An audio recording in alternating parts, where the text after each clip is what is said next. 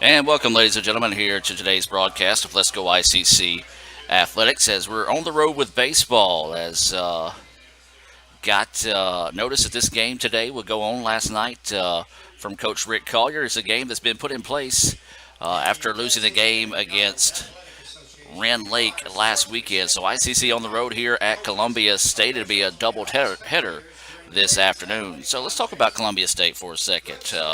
They're a member of the TCCAA and NJCAA, of course. They have baseball, softball, men's and women's basketball. The men's basketball team won the 2005 Tennessee Community College Athletic Association Championship and have competed in the 2012 14-15 national tournament. The baseball team has won the 2012 TCAA championship. They are the Region 7 NJCAA champions back in 2013 and 2011. They've also competed in the NJCAA College Baseball World Series 13 times, most recently in 2014. So we do want to welcome everyone watching here on Let's Go ICCTV.com. If you're looking for softball, that's going to be coming your way on the Red Channel. They also will have an opening pitch at 2 o'clock. Of course, that opening pitch being brought to you by the Bank of Okolona. Let's take a look at today's Coca-Cola starting lineups, and let's give them for the Indians, who will be the visitors on the scoreboard this afternoon. Leading things off, playing center field, will be Trey Disentis. Batting second will be Kyle Cricker. He's playing third base. Medlin will be the first baseman, batting in the 3 spot. Drew Thomas will be the DH. He'll be batting cleanup. LeBryant Sedale will be in left field, batting fifth here in Game 1. Millerin will be the second baseman. He'll be batting sixth. The shortstop will be Connor Lewis, batting in that 7th spot. Kyle Weaver will be batting eighth, playing in right field. And batting ninth and catching will be Neighbors. Chris Pete will be on the mound here for the Indians in Game 1. He is 1-0 on the year. For the homestanding Chargers, it'll be Adams leading things off. Then Giles, the center fielder. Adams playing shortstop. Cartland will be the third baseman. Is it Katie? Katie? So Katie will be the right fielder, batting fourth. The DH will be Carrigan. And Vasquez will be catching. He'll be batting sixth. Freeman will be batting in that 7th spot. He is the first baseman. Barry will be playing second, batting eighth. And Stone will be batting ninth out in left field. Rodriguez will be getting the start here in Game 1 for the Chargers. I've got to give a lot of credit, folks. Amazing hospitality by everybody here at Columbia State, from the press box to the head coach to the people that I ran into coming into the ballpark. We're here at Dave Hall Field, just a few moments away from that Renaissance Bank opening pitch here, Game 1 between ICC and Columbia State. Now, I'll say this. In my 9th season covering ICC baseball at the college, this is the first time I've been to Columbia State. And you see the view here. Partly cloudy afternoon. We're going to hit some record highs, knocking on the door of 80s. The wind, however, we're up elevated here in the rolling hills of Tennessee. The wind is gusting and whipping all around. You can kind of see the flag out there at center field. At times it blows straight away. At times it's blowing from right to left. So it's going to be an adventure anytime a fly ball gets to the outfield this afternoon. The flag is at half mast in remembrance of the students in the Florida who tragically lost their lives. So, of course, our hearts and prayers are with all those students out there in Florida.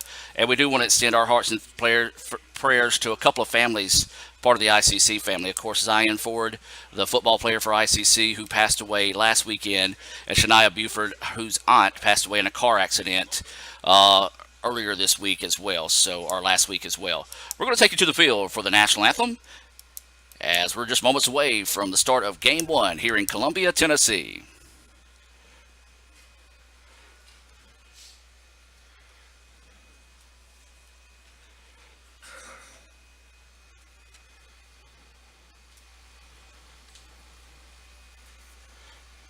The flag is at half-mast in remembrance of the students and school administrators in Florida who tragically lost their lives. Would you please rise and remove your hats as we honor those who have served our country and are currently serving, and to honor our nation with the playing of the national anthem.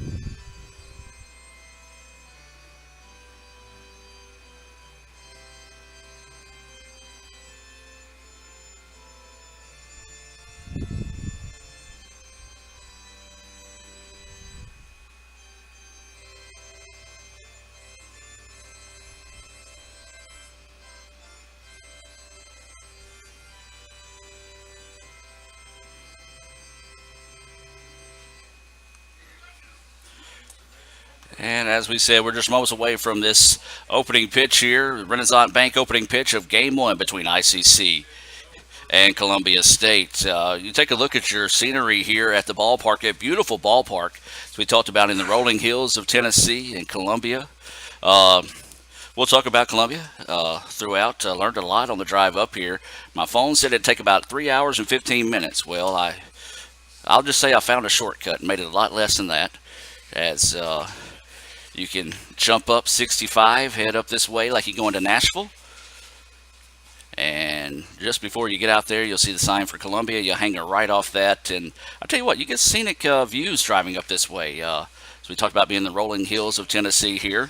Columbia known for being the home of James K. Polk. If I'm thinking right, he was the 11th president of the United States. So we'll try to talk about that throughout the afternoon. We do appreciate you joining us here on Let'sGoICCTV.com. This will be I believe our fifth broadcast of the year. ICC comes in with a record of 4-0 on the year. As the last broadcast you saw, Coach Rick Collier picked up his 500th win as a head coach at ICC and a 5-1 victory over Snead State. Let's take a look at the dimensions here at the ballpark. If you go down, the right field line is listed at 320. Over the left field line is at 330. And then dead center is listed at 384. So not as big as the ballpark out in Fulton. So at 384, you got to think probably the gap's right around that 360, 362-ish maybe. 360 mark in the gaps. So this is Rodriguez taking his warm-up tosses. It'll be the 1-2-3 batters due up here for the Indians in the top of the first. Disentis, Krieger, and Medlin. Well, as we said, it's going to be a double-dip day here on Let'sGoICCTV.com. If you're looking for softball, it's over on the Red Channel. I tried to talk Lee or Raphael into doing some play-by-play, so we'll see at the end of the day if they do that. So Trey Disentis will lead things off here for the Indians. He's playing center field. If you are watching, hit us up on Twitter. I know this was a late addition to the game, so we wanted to go out of our way and make sure we can get up here to help as many families and fans watch this games this afternoon. An absolute beautiful afternoon here in Tennessee. The Renaissance Bank opening pitch is high for a ball. It comes at 2:01.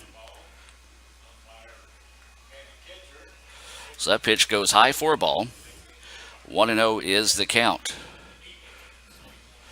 So Krieger at the plate. Takes a look at that one, high for ball 2. Well, you got to be careful this afternoon. You sure don't want to leave anything up in the zone to allow the batters to have a swing, pretty steady swing at, as the ball will travel pretty well this afternoon. 2-0 pitch coming. Krieger couldn't catch up with, that was Disentis who couldn't catch up with that one. Strike one, 2-1 now.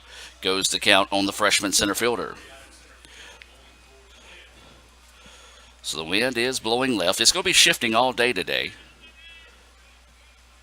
2-1 is the count here.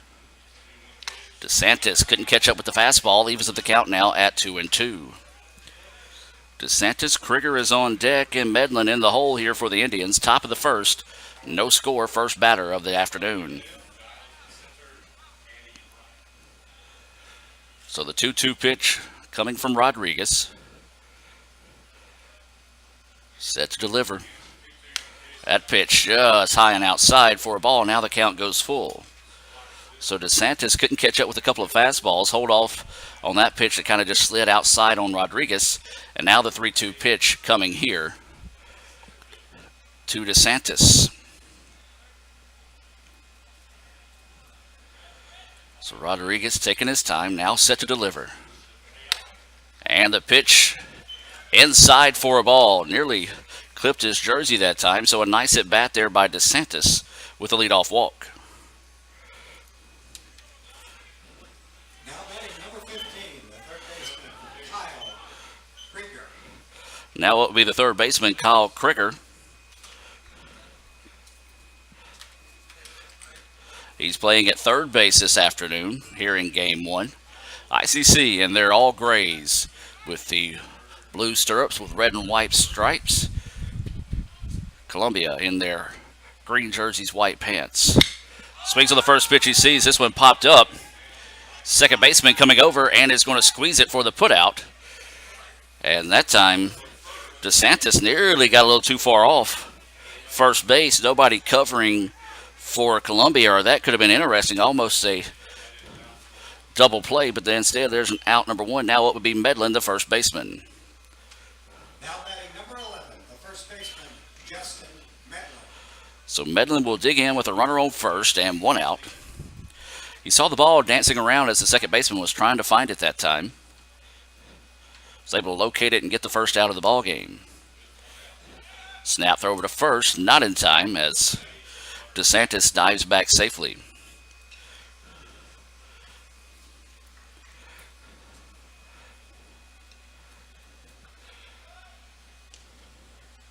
So Disentis taking a medium lead over at first base. Toss back over there again. Runner got back, slid in safely.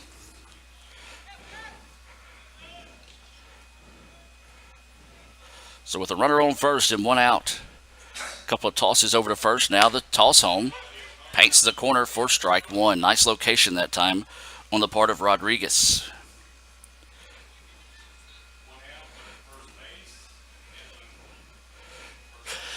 So 0-1 is the count here on Medlin.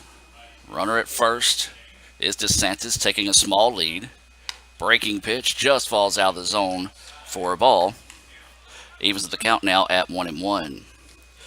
We'll try to bring you some Bank of Oklahoma scoreboard updates.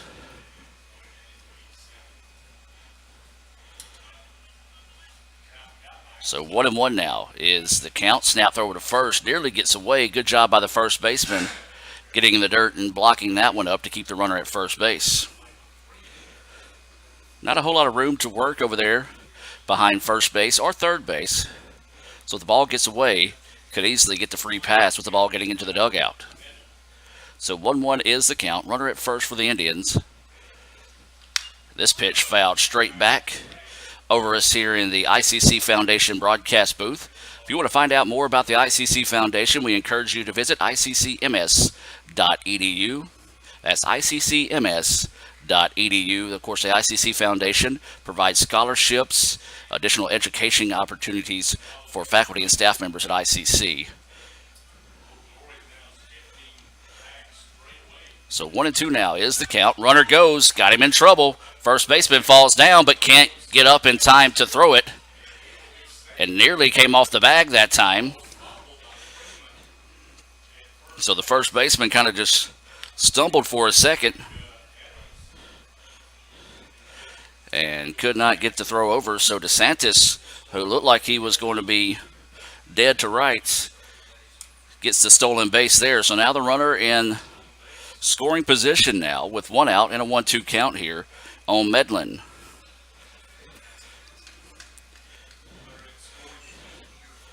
So now the wind blowing straight out of the ballpark. And I tell you what, that wind is blowing pretty steady. It's going to do it all afternoon here in the hills of Tennessee, a beautiful part of Tennessee here at Columbia State Community College. So runner at second now. This is Medlin, the first baseman, trying to get something going here for the Indian. Time is taken. Rodriguez taking just a little bit too much time for Medlin's liking.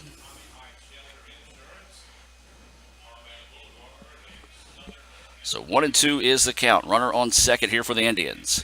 Breaking pitch, ground ball, and it's going to be foul down the first base line. Well, that was a big looping curveball that time. Just could not time up the at-bat, and foul ball will stay at 1-2. We'll be talking about other sponsors throughout the afternoon, of course, here on the Blue Channel. Having to use my personal laptop, sometimes it just doesn't have the get up and go to be able to run the commercials.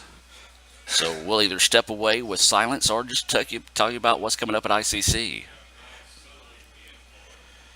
So 1-2 pitch coming.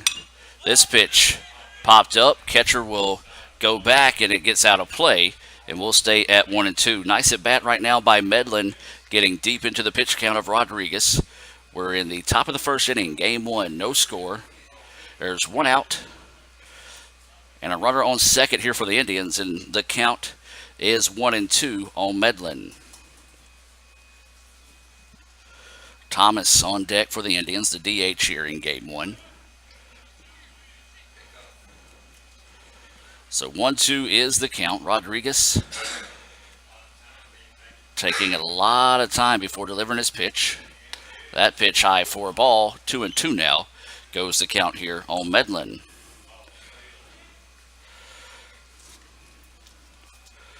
Pete will be on the hill for the Indians here in game one. We'll see him in the bottom half of the inning.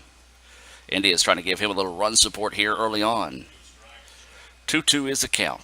One out and a runner on second here for the Indians. Rodriguez taking his time. Now we'll look the runner back to second. Disentis walked and then caught a break whenever the first baseman kind of tripped up and bobbled the ball. Was able to get the stolen base to advance to second with one out. So 2-2 pitch coming. Fastball low. And now the count goes 3-2. Bad throw back to the pitcher, but good job by Rodriguez leaping out there to get it. I think the second baseman had him backed up well enough, though, that if the ball would have got away, no damage would have been done there. So 3-2 now is the count here on Medlin. One out and Disentis at second. That pitch missing high for a ball will be the second walk here of the inning, issued by Rodriguez, and now up is going to be Drew Thomas, the DH. We'll have a slow stroll to the mound right now from Coach Mike Korn. I had a chance to speak with Coach Korn before the game. Came up, provided us with a full roster, shook my hand, asked me if I needed anything, and as I said, man, you just cannot beat the hospitality we've received so far.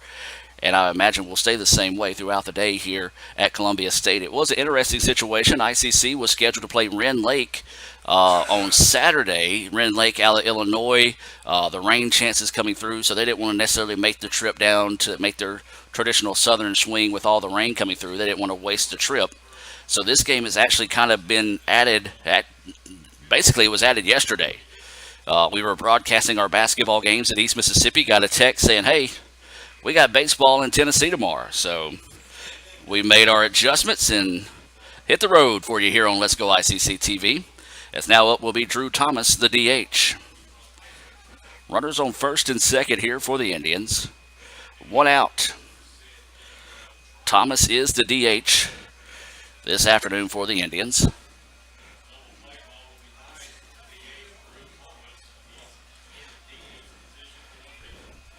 So DH will step in. Thomas takes that first pitch. First pitch was in there for a strike. As Thomas will dig in here. Rodriguez once again kind of methodical in his pitching as that pitch a little low for the umpire's liking. 1-1 now is the count.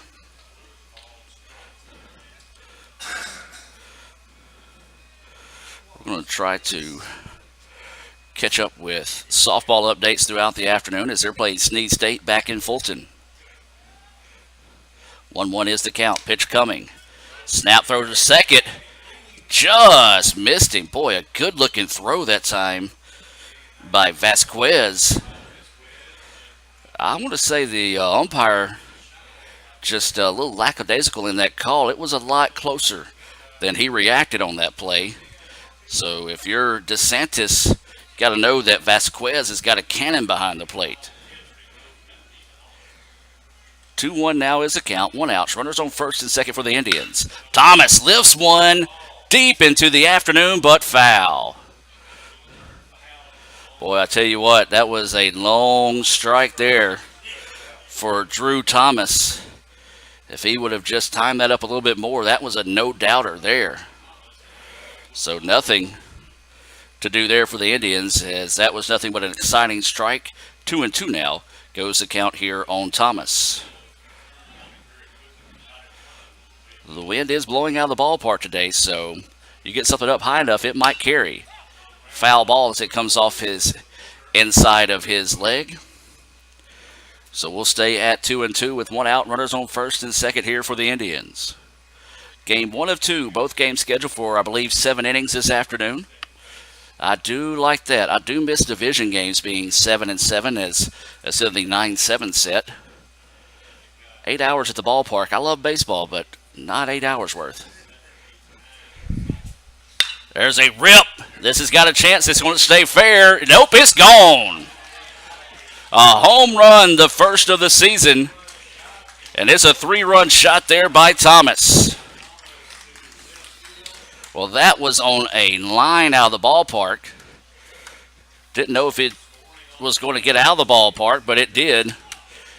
And a big-time hit there for Thomas as the Indians take a 3-0 lead now with one out in the inning. Now batting number 18, the outfielder, LeBryant Sedell. So now up will be LeBryant Sedell with one out and nobody on. ICC leading 3-0 here in the top of the first.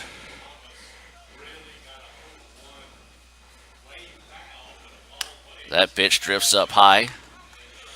4-ball. Well, as we said now, if you can get one up high enough in the wind the way it's blowing today, it's going to carry a little bit further than a normal ball would, but that one was on a rope and it snuck its way out of the ballpark, 330 down that left field line. Sedell rips one and it goes foul. Well, that's one of the issues. You see one guy kind of get one out of the ballpark on the left side, and you're going to start seeing everybody try to muscle up and see if they can sneak one out of the ballpark. Almost like right field out at Northwest and Gulf Coast. If you're a left-handed hitter, boy, you cannot help but swing for the park. Each time you're out there at Northwest or Gulf Coast, a short porch on both of those ballparks. 2-1 now is the count. 3-0. ICC with the lead off one swing of the bat by Drew Thomas. LeBryant Sedell, the freshman out of Tupelo, Mississippi, takes that pitch high for a ball. So Vasquez wants to go out and kind of talk to his pitcher here, maybe settle him down a little bit. Shortstop Adams will come in as well. So Rodriguez, a little bit rattled here in the top of the first inning.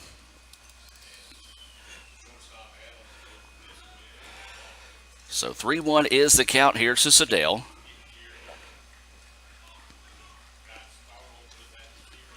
And that pitch inside for a ball. That'll be ball 4. That'll be the third walk of the inning here. And now this will be Millerin coming to the plate. Now batting number 5 is second baseman Payson Millerin. So 3 walks here from Rodriguez.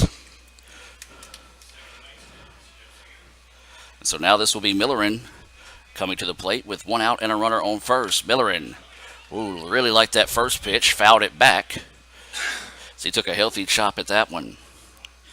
Millerin, then Lewis, the shortstop, will be on deck here for the Indians. ICC up 3-0 in the top of the first. Game 1 of 2 here at Columbia State this afternoon.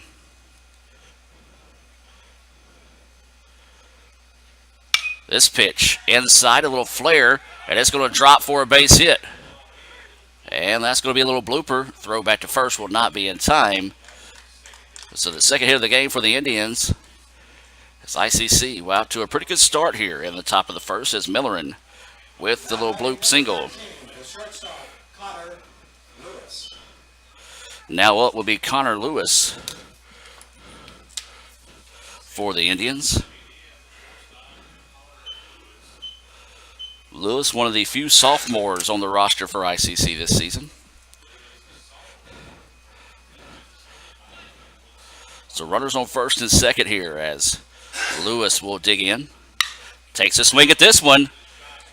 And this one's going to be out of here. Another 3-run home run by the Indians here in the top of the first. Wind blowing dead center. And that was the first pitch that Lewis saw.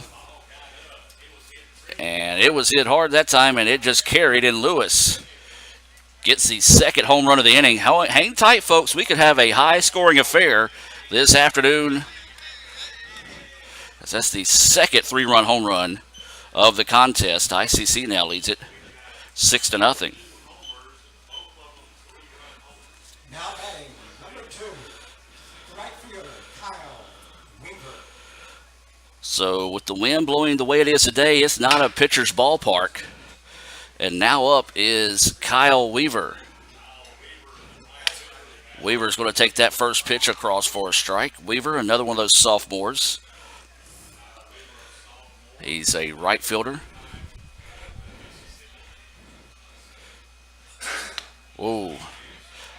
Big, healthy swing there. Strike 2, 0-2 now is the count here on Weaver.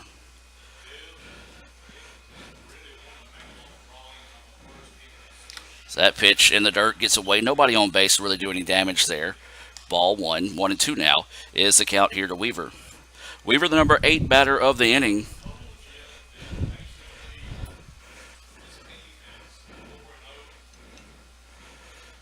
Six nothing already the lead. ICC with 3 hits, 2 of those 3-run home runs. And Weaver just could not hang off on the high pitch there. And that's going to be strike 3, out number 2. It is a Renaissance Bank strikeout for Rodriguez. Now we go to the number 9 batter with 2 outs in the inning, and it'll be catcher Hunter Neighbors coming to the plate. The Indians seeing if they can't get some more production here.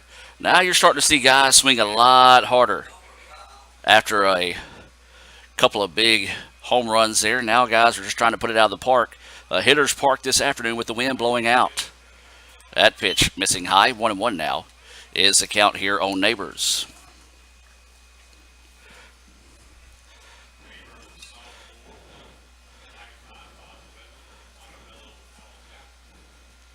So 1-1 is the count. There's 2 outs, nobody on. That pitch in the dirt. 2-1 now goes the count. If Neighbors were to reach, then we'll go back to the top of the lineup. And Trey Disentis, who walked, stole the base, and scored. So 2-1 is the count. This pitch fouled back, evens the count now at 2-2. Yeah, I think if you're Coach Collier right now, when you exchange innings here, you tell the guys, hey, stay with your swing. Don't try to put it out of the park. Because you're seeing guys take really, really big swings at the baseball here.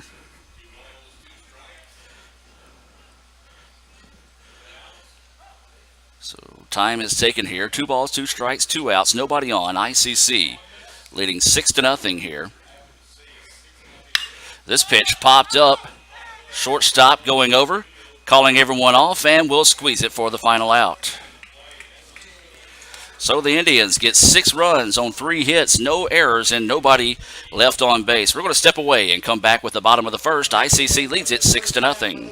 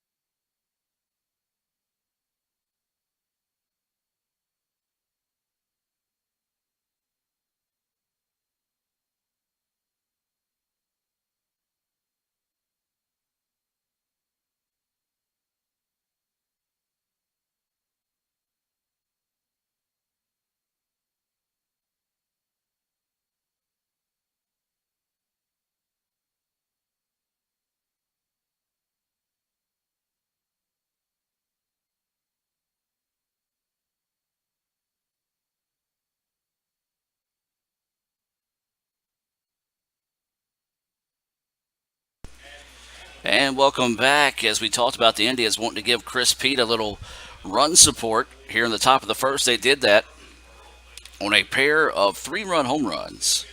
One by Drew Thomas, another by Connor Lewis, 6-0. ICC with the lead here in the bottom of the first inning. Game one of two here between ICC and Columbia. And that pitch missing a little low. 1-1 now goes the count.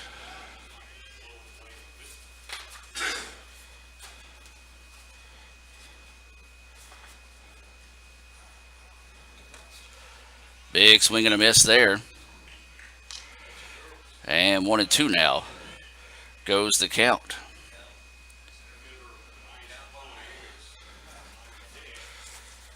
So 1-2 now is the count. Pete will dig in here, trying to find a Renaissance Bank strikeout here. And he does. Nice start to the ball game there for Chris Pete. Gets a Renaissance Bank strikeout, the first of the game there for Chris Pete. One out. And now it'll be the center fielder, Giles, for the Indians. Batting number 2, the center fielder, Bryce Giles.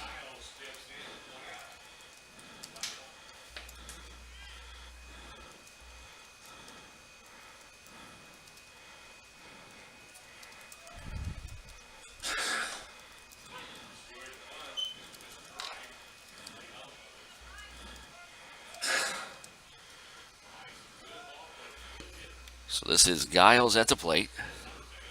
Little sidearm delivery, missing low for a ball. 1-1 now is the count. ICC got 6 runs on 3 hits, no errors, and nobody left on base. 2 3-run home runs, Lewis and Thomas in the top part of the inning. Swing and a miss there. And now 1-2 goes the count here on Giles. 1 ball, 2 strike, 1 out, nobody on here. Bottom of the first. ICC leading 6-0. As Giles will dig in, Pete ready to go. Ground ball, and it's off the glove of the first baseman. Blistering shot down the line. Now Giles is going to try to turn it into a double. No, he's going to keep going, and he's going to get to third. Boy, I tell you what, Giles did not let up at all, as he was thinking third from the get-go after he saw it got away from the first baseman. A hard hit that time. That's going to be a triple. Tough play over there at first. All right, let me look at the official score. Yes, he says it's a triple. So Giles will get a triple. So now a big-time situation here for Columbia as they're trying to get back in this contest. They trail 6-0.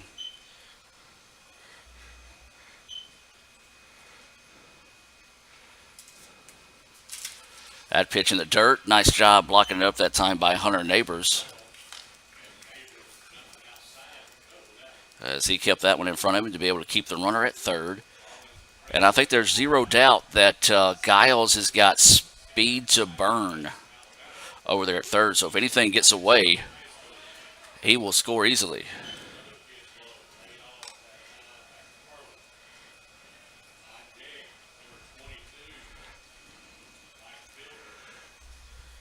So with 1 out and a runner at third, Carlin is on deck. Carlin's at the plate. Giles tripled. That pitch missing low. 3-1 now is the count here to Carlin. Katie is on deck, the right fielder.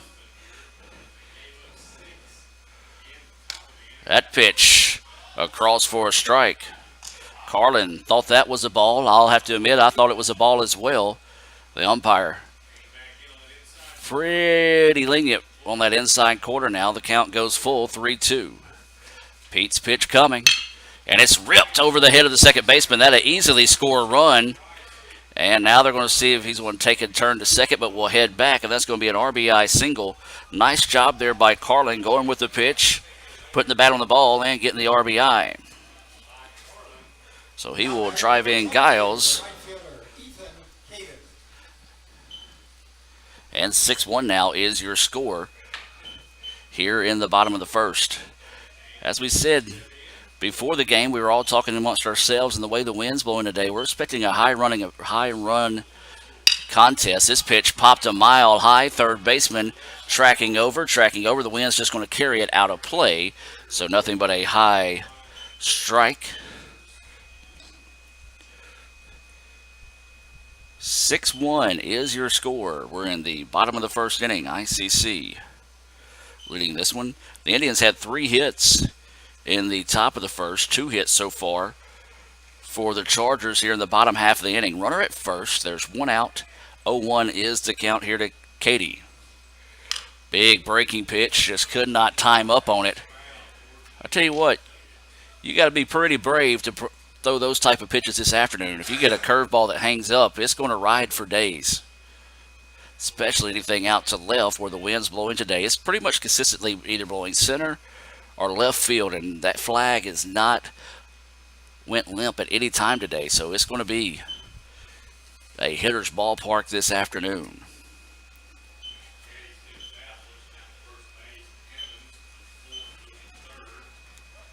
So I believe 0-2 is the count now.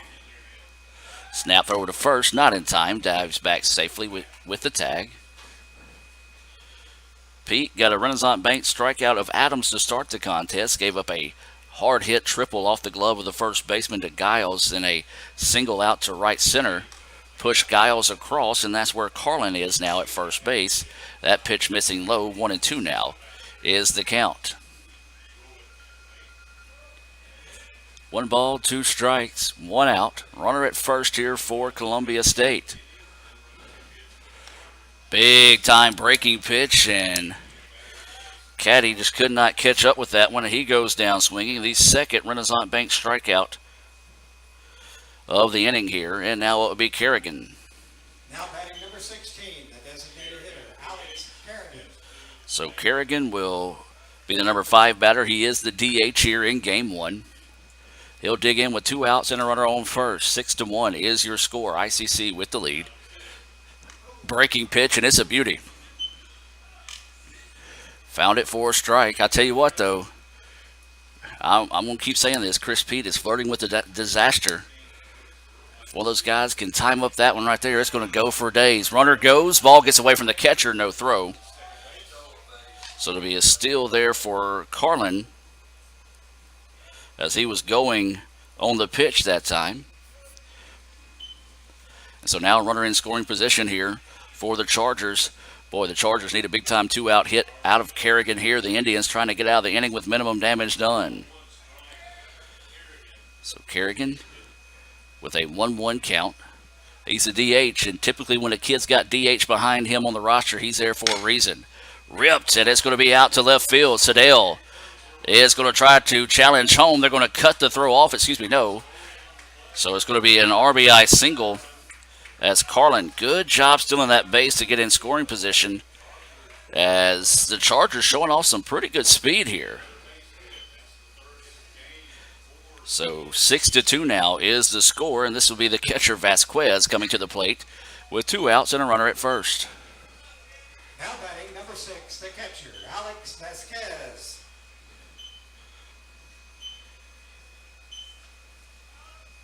So 6-2 is your score. Each team with 3 hits.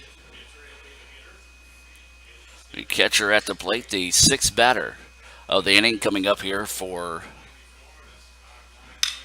the Chargers. This ball lifted a mile high. Right fielder going over, and is going to catch it in foul territory for out number 3. So the Indians get out of the inning with minimum damage done. 2 runs, 3 hits, no errors, and 1 left on base. We're going to step away and come back with the top of the second here on Let'sGoICCTV.com. Your score 6-2 in Game 1 at Columbia State.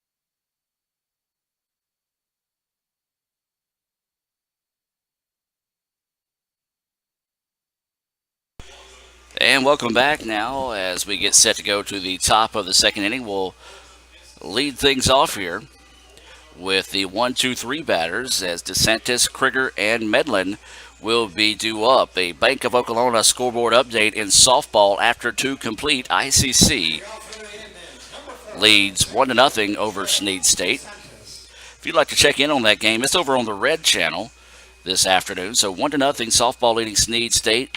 Samantha Conley scored on a throwing error by the catcher to give the Indians the 1-0 lead in the bottom of the second. Your Renaissance Bank scoreboard update here, it was two 3-run home runs in the top of the first, one by Thomas, another by Lewis to give the Indians 6 runs, and you had a RBI single out of Carlin and Carrigan in the bottom half of the inning. As we said, Hitters Ballpark this afternoon could be a high-scoring affair here in both games. Disentis fouls that one back for strike one. So 6-2 is your score. This is Trey Disentis, who walked, stole a base, and scored a run, part of that 6-run top of the first. 1-1 now.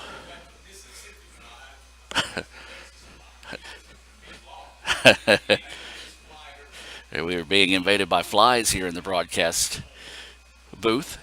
As this pitch, fouled back off the top of the head of the catcher and the chest of the home plate umpire, and that's why you wear protective gear, ladies and gentlemen.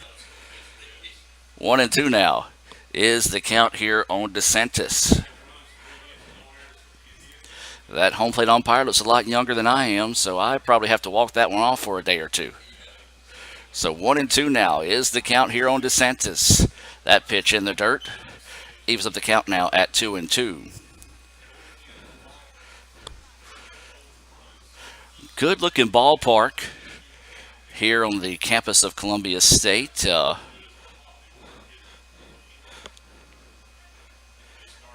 Pitch coming, and this one fouled off. We'll stay at 2-2. Talking to the gentleman between innings, they said on April the 1st they have the Mule Festival coming up here in this part of the world. Said Mule Day. Said upwards of 250,000 people descend on the Columbia area. So 2-2 now is the count on Disentis, and he can't find the fastball. And there's a strikeout, the second of the day for Rodriguez. Another Renaissance Bank strikeout. And now it will be Kyle Krieger.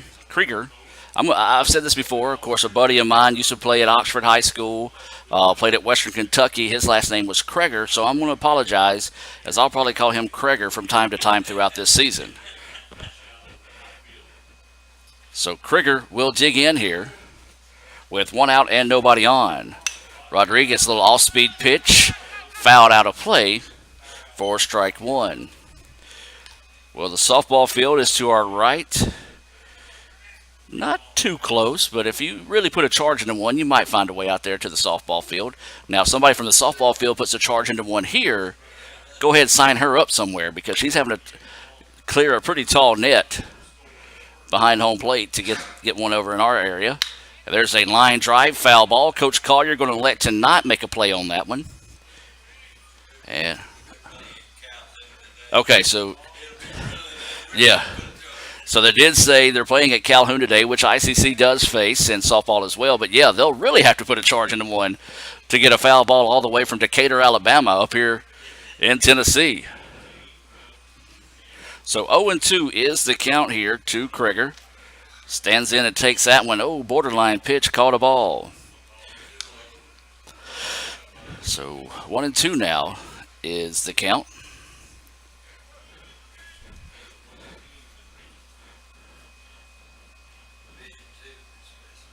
So 1-2 is the count with one out and nobody on here for Krieger. And he goes fishing. Chases one a little low out of the zone. Back-to-back Renaissance Bank strikeouts now for Rodriguez. Now batting number 11, the first baseman, Justin Medlin. So now it will be Justin Medlin. Medlin walked, scored a run, part of a 3-run home run by Thomas, who is on deck for the Indians. 2 outs, nobody on. Rodriguez settled down pretty good after being roughed up a little bit in the top of the first, trying to get a 3-up, 3-down inning here in the top of the second. That pitch missing outside for a ball.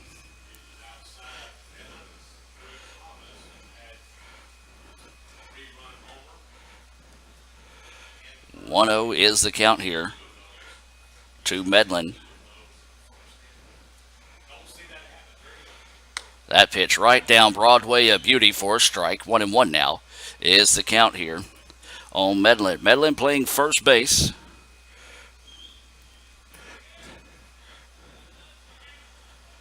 One is the count with 2 outs and nobody on. Breaking pitch, and it's hammered down the line. That's going to be down for extra bases. And that's going to be a double, a 2-out double there for Medlin. A big-time hit there for the Indians. So Medlin comes in the clutch after back-to-back strikeouts by Rodriguez. Steps in and just laces a double over the head of the first baseman, down the line, out there and right, and now up is Drew Thomas. We'll see how Rodriguez handles Drew Thomas. Last time Thomas swung the bat, it resulted in a 3-run home run that was a laser over the line, or I should say over the fence out there and left. That pitch missing low. Probably going to see a lot of pitches at his knees. Not going to get anything up unless it's just a miscue on the location. Yeah, I like that. The official stat keeper saying intentionally walk him. That pitch hung up. Snap throw down to second. It's going to get away, and that's going to allow the runner to advance to third. And there's going to be an error, E2, on that play as Medlin will advance. The throw was more towards the third base side as ball got out into the outfield. Good job by the center fielder recognizing that in a hurry and keeping the runner at second, or excuse me, at third. If he kind of gets caught napping, it's a chance to score the run on the error. So 1-1 now is the count here to Thomas. There's a rip. Shortstop's got it. And the throw over is in time. So the Chargers get out of the inning with no damage done. No runs, 1 hit, 1 error, 1 left on base. So we will step away and come back with the bottom of the second. ICC leading at 6-2.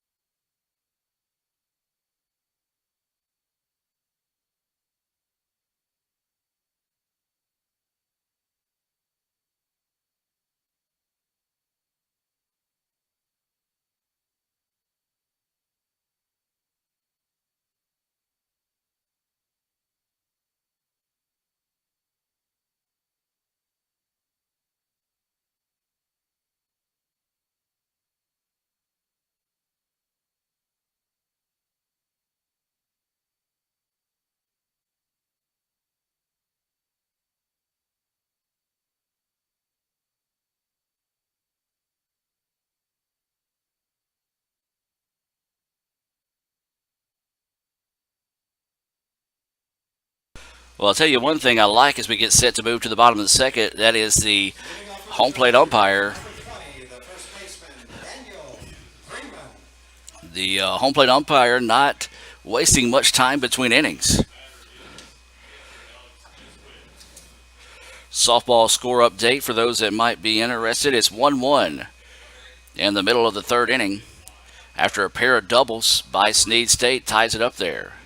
So this will be the 7, 8, 9 batters due up here in the bottom of the second. It'll be Freeman, the first baseman, Barry, the second baseman, and Stone, the left fielder, due up here.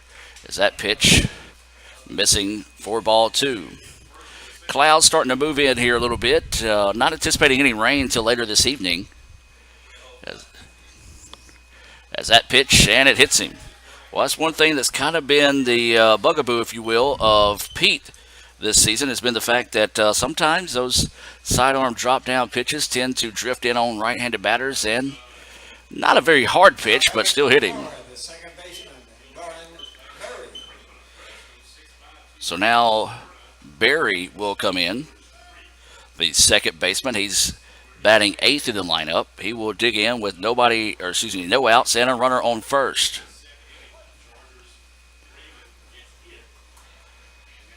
Shows bunt and bunts it foul. Well, got a good bunt to, or a good pitch to try to bunt on, just couldn't quite get on top of it that time. As Columbia trying to play a little small ball here to see if they can force the issue a little bit, put the advance the runner over in scoring position. They have done well today getting runners home when they do get them in scoring position. This pitch popped up. Center fielder's going to have to hurry and will actually jog up. And we talked about the wind playing that one. I thought that was going to be kind of a dying quail that dropped for a base hit, but the wind carried it on out for out number two or out number one. Now batting number 5, the left fielder, Dakota Stone. Now up will be the number 9 batter, Dakota Stone. He's playing left field here in game one for Columbia. Runner at first with one out for Stone. Beautiful breaking pitch across for a curveball.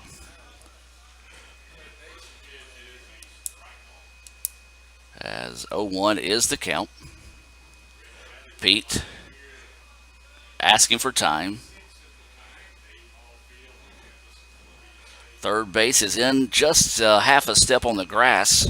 Now it's going to come in a little bit more. This pitch lifted a mile high, the wind making it dance around. Center fielder's going to come in and makes the diving play. What a play by Trey Disentis out there in center field. Coming in and making the diving catch. And we talked about it. It's going to be an adventure anytime the ball gets high in the air this afternoon. Now batting number 19, the shortstop, Carrigan. You saw Millerin, the second baseman, was kind of dancing around looking for it. And then DeSantis caught him off and made the diving catch for out number 2. Curveball. It's been working well today for Pete. That one across for a strike. This is Adams, who struck out one of 2 Renaissance Bank strikeouts of the day for Pete. Swung on, couldn't catch up with the fastball, and quickly ahead in the count now. 0-2 is Pete. Pete is working with purpose, not really wasting much time in between pitches. Good job by Adams to step out of the batter's box and slow him down a little bit. Runner goes, and that ball's going to be fouled off. Well, you take a look at Freeman, who is listed at the first baseman. He's a good bit north of 6 foot tall, so he's got them long strides when he does get out and run. And I tell you what, it doesn't take him very long to get from first to second. Listed at 6'5", just a few inches taller than I am. I can say that on TV. I can't say that in person. That pitch fouled back off the netting. 0-2 stays the count. So Adams, who struck out in his first at bat, trying to avoid a repeat of that here in his second plate appearance. Snap throw to first, not in time as the Freeman dives back in safely. Really didn't have a big lead, and you look at Freeman, he doesn't need a big lead. Takes about 2.5 steps away from first. That pitch just missing a little low. Not a bad spot to miss on an 0-2 pitch. See if you couldn't get him to chase one a little low out of the zone. 1-2 now is the count. So 1 ball, 2 strikes, 2 outs. And there it is, a Renaissance Bank strikeout for Chris Pete to end the inning. A big-time strikeout there. So no runs on no hits, no errors, and 1 was left on base. We played 2. ICC leads it 6-2. We're going to step away and come back with more right after this on Let'sGoICCTV.com.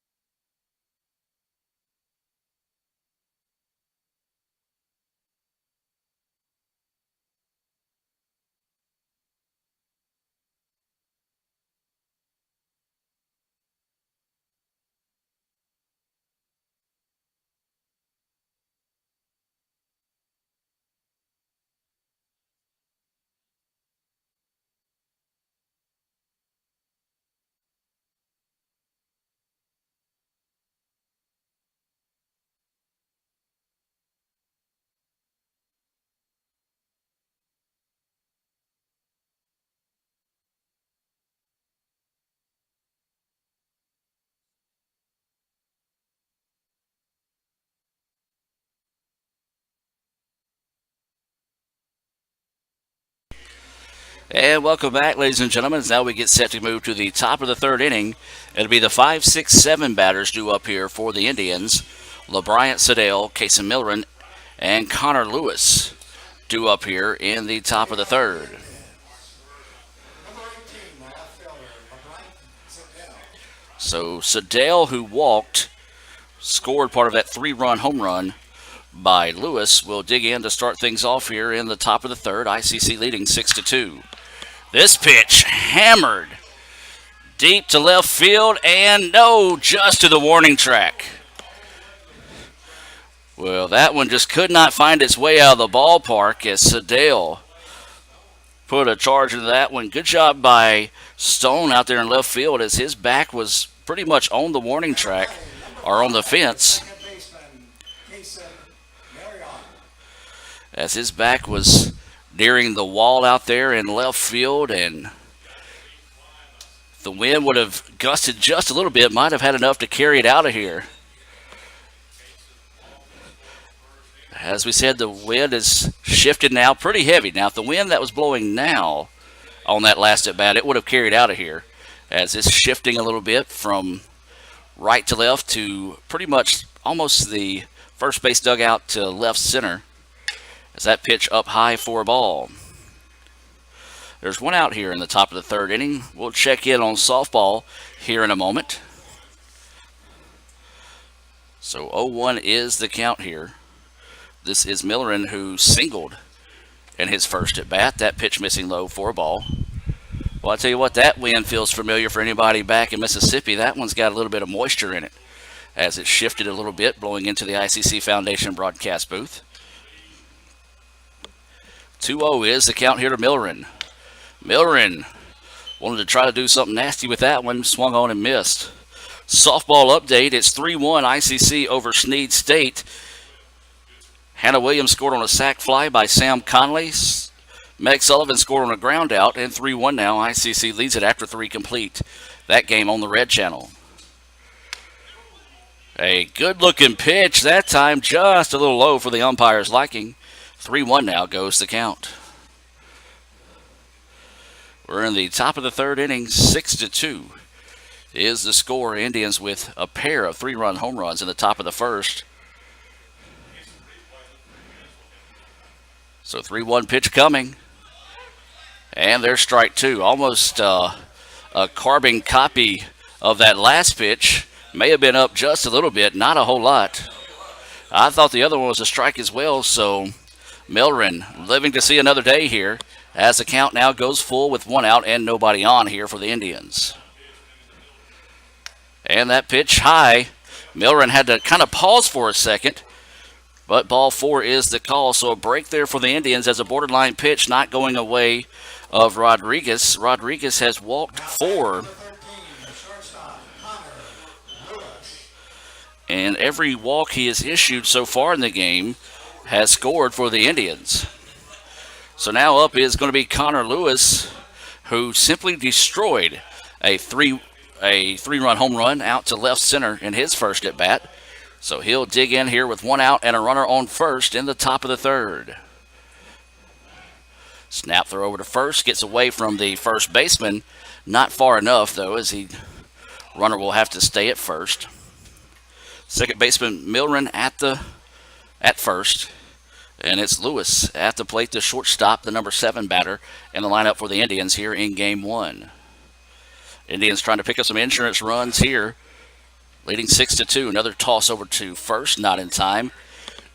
Boy, I tell you what, if Freeman's not 6'5", that might have been an easy pass to second that time, as he was used every inch of his frame to stretch out and find that one. I believe there is some action brewing in the bullpen for the Chargers.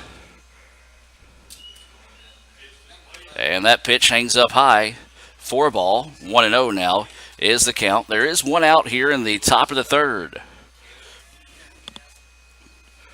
Lewis will dig in with a runner on first and 1 out. Rodriguez is tossed twice over to first. That pitch hanging up high for a ball.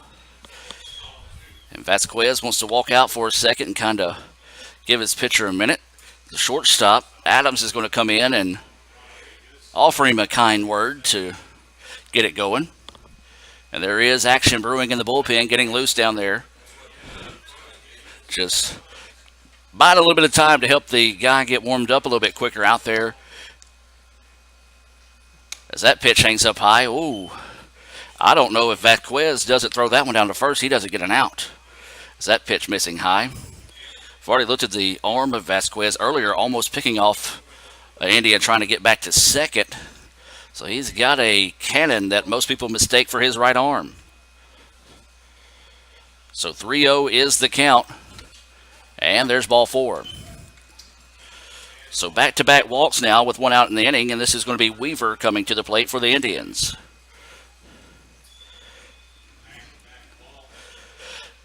So Kyle Weaver will come to the plate here.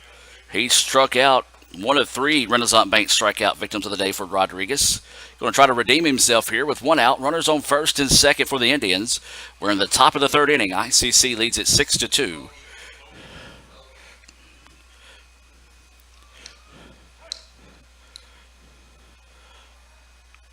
So Weaver, the right fielder, will dig in. Takes a look at that first pitch. It's a nice one at the knees. Called a strike. Good location that time by Rodriguez after issuing back-to-back walks. 0-1 is the count. Checks the runner at second. And they're going to snap throw back to second, not in time. As we said, Rodriguez, whenever he gets some runners on base, he's a little bit more methodical with his pitching motion, taking his time, and he has tossed it back and make the ICC runners get back quite often. I think right now they're trying to buy a little bit of time for the guy warming up in the bullpen for the Chargers. 0-1 is the count, one out, runners on first and second for the Indians. That pitch in the dirt gets away, and runners will advance. So that'll be a pass ball that they advance on there. A little low, had a chance to block it up that time, but then just kind of found its way through. So now the Indians with runners at second and third with one out. And as the old chant says, look what a hit could do. Here for Kyle Weaver. Indians lead 6-2. 1-1 is the count with one out. Time is taken by Weaver. Hunter Neighbors is on deck. So Rodriguez running into a little bit of trouble here in the top of the 3rd. One out. Runners on second and third. That pitch in the dirt blocked up nicely that time by Vasquez. So 2-1 now goes the count here on Weaver. Weaver's got a little power in his bat as well. Indians already have 2 3-run home runs. Can we see another one here?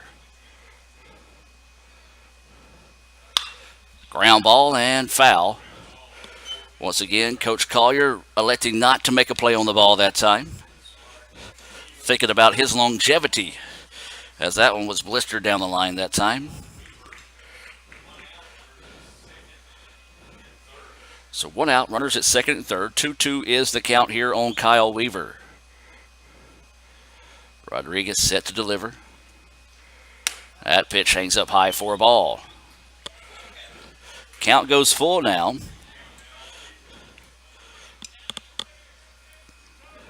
So 3-2 is the count. Hunter Neighbors, the catcher, on deck for the Indians, due up next.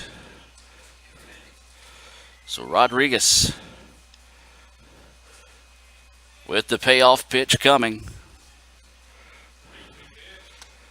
And there's strike 3. Umpire, a little delay on the call, and Weaver not too happy with it for the second time today.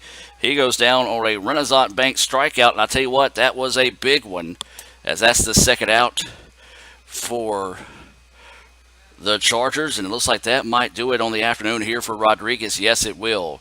We're going to have a choice pond pitching change coming up here for the Chargers. There's 2 outs in the inning. The Indians have a 6-2 lead with runners on second and third.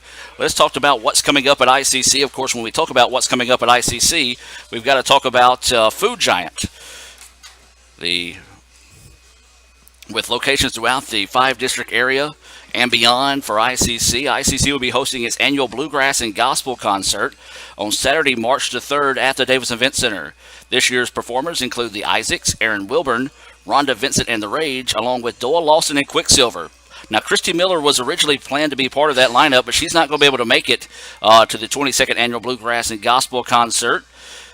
Tickets are available online at iccms.edu/concert. That's iccms.edu/concert, or by calling 862-8039. That's area code 662-862-8039. Or I tell you what, if you're near the Fulton campus, feel free to swing by Community Relations office and get your tickets there as well. Once again, that's the 22nd Annual ICC Bluegrass and Gospel Concert on Saturday, March the 3rd at the Davis Event Center. Benefits of that concert going to support the ICC Foundation.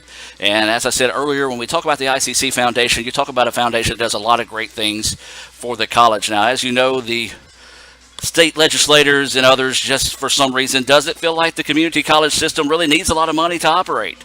And so it's the foundation that picks up a lot of the slack there to help out in some of those areas at the college, which includes building improvements, mainly scholarships for students coming to ICC, also opportunities for people to continue their education to help the college as well, faculty and staff members there at ICC. So once again, that's the ICC Bluegrass and Gospel Concert, Saturday, March the 3rd at the Davis Event Center. Tickets available at iccms.edu/concert. That's iccms.edu/concert, or you can call 862-8039, 862-8039 to get your tickets for this year's concert. For more information, visit iccms.edu, or you can go to the homepage of Let's Go ICC, click on the banner there on the homepage, and it'll take you to get those tickets as well. Back to action now, as this will be Hunter Neighbors to welcome Fogy. Is that right? Fogy? Fogy. So he will welcome Fogy to the contest here. He will step off. 2 outs in the inning. Runners on second and third for Neighbors. Neighbors swings on the first pitch he sees. They have the shift on, and it's going to get through. 1 run will score. 2 runs will score. I don't know if that was kind of a deke that time by the part of Columbia, or maybe a miscue defensively as the second baseman. Yeah, I think the shortstop was covering second. He was anticipating the throw to second. Instead, the offering was home. And boy, I tell you what, you couldn't have timed that up any better if you're Hunter's Neighbors, as he just simply put it where they ain't that time. And he gets a 2-run single. And ICC now takes an 8-2 lead. A big-time 2-out hit there for the Indians. So now the infield umpire going to come up and talk to Fogy about maybe how he's addressing the ball.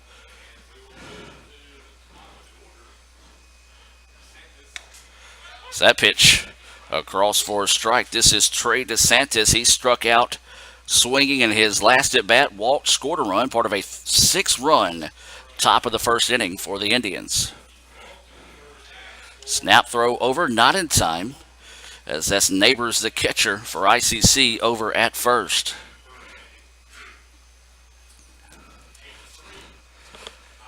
That pitch just missing outside for a ball. Evens at the count now at 1-1 with 2 outs. And a runner on first here for the Indians. 8-2 is your score in favor of ICC here in the top of the third. Snap throw over to first, and I tell you what, a close effort there as Neighbors kind of getting an earful from his teammates in the dugout, trying to get him to come back, and there's another quick throw over by Fogy. So Fogy making the catcher Earnings keep over there at first base. This pitch fouled off, held on to for the strike. 1-2 now is the count. 1-2 is the count here on Disentis. Trying to keep this inning alive here with a base hit. Fastball, grounder, second baseman Little routine play, tosses it over and gets him by a step and a half, and that will do it. ICC, though, however, gets 2 runs on 1 hit and 1 left on base. Score that 4-3 on the putout to end the inning. So we're going to step away and come back with the bottom of the third. ICC leads it 8-2.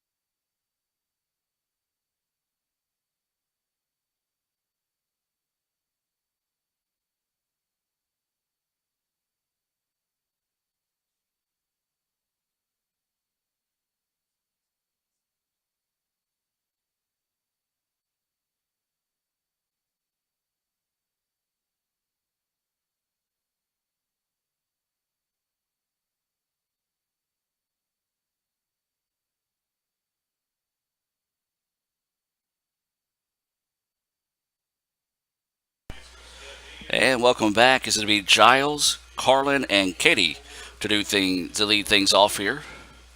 Giles, boy, I tell you what, this kid's got rockets on his feet. He blistered a ball to the first baseman, and almost a repeat of that effort there. The ball was off the glove of the first baseman and got into foul territory, and he did not think twice about getting from home to third at a very quick rate of speed. He could probably round the bases 3 times before I can get from home to second. That's not saying a lot, though. Oh, big healthy swing that time and misses. 0-2 now is the count here to Giles. Chris Pete still on the hill here for the Indians. He's got an 8-2 lead in the bottom of the third. Sidearm delivery just missing outside. A scoreboard update is 4-1 now. Softball leading Snead State in Game 1. Corey Childs scores when Meg Sullivan reached on an error. As there's a ground ball, and it's going to be foul. Well, I'll tell you what, if you got a hitting chart on Giles, you want to shift your defense to the right side of the field. Everything he has hit has gone that way, and it's been down the line. So now the count is 1-2. Pete looking for his third Renaissance Bank strikeout of the day. Instead, we'll just stay at 1-2 after the foul ball. So Giles will dig in. As we said, Pete not really wasting a whole lot of time getting ready to deliver the offering. And there's a off-speed pitch. And it was a beautiful, beautiful pitch there. And that's the third Renaissance Bank strikeout of the day for Chris Pete. So now up will be Carlin, who had an RBI single. He stole a base and scored a run in his first at bat. That was back in the bottom of the first inning. We'll try to give you a scoring recap at the exchange of innings here as that foul ball pulled towards the head coach, Coach Korn, and he was able to get out of the way in time. He's going to back up a little bit, though.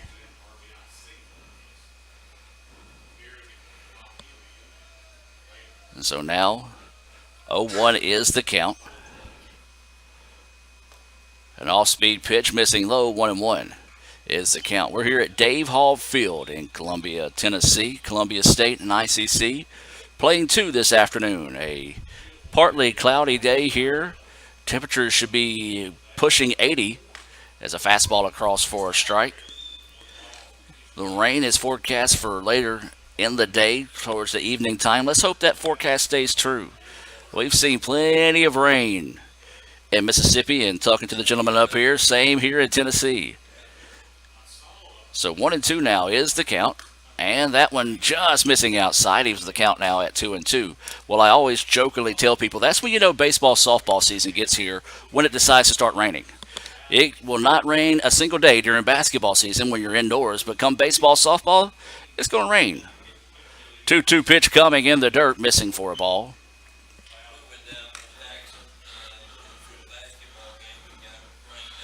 Well, I was just.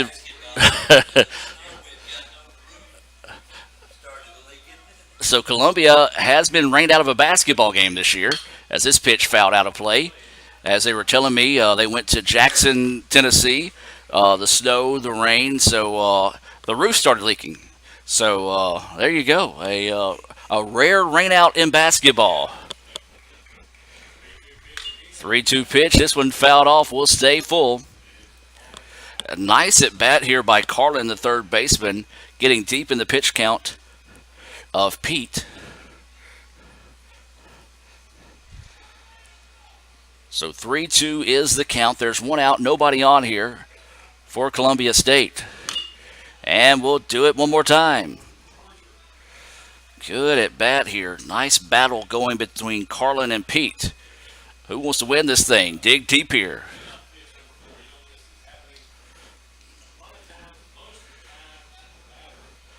So I believe this will be the 10th pitch of this at bat here. 3-2 pitch coming. This one lifted. And it's going to go out to left and just out of the reach of the center fielder. So it's going to maybe trying to get a triple out of it. Nope, it's going to be a double. Well, great chase put on that time out there in center field by Disentis. Just could not come up with it, and Carlin will get his name in the box score in tomorrow's newspaper as he now has 2 hits on the day, and he's got a double with that one. So the right fielder, Katie, who struck out swinging his first at bat, will dig in here and with a runner on second and one out. So Columbia State trying to get something brewing here in the bottom of the third. ICC with an 8-2 lead.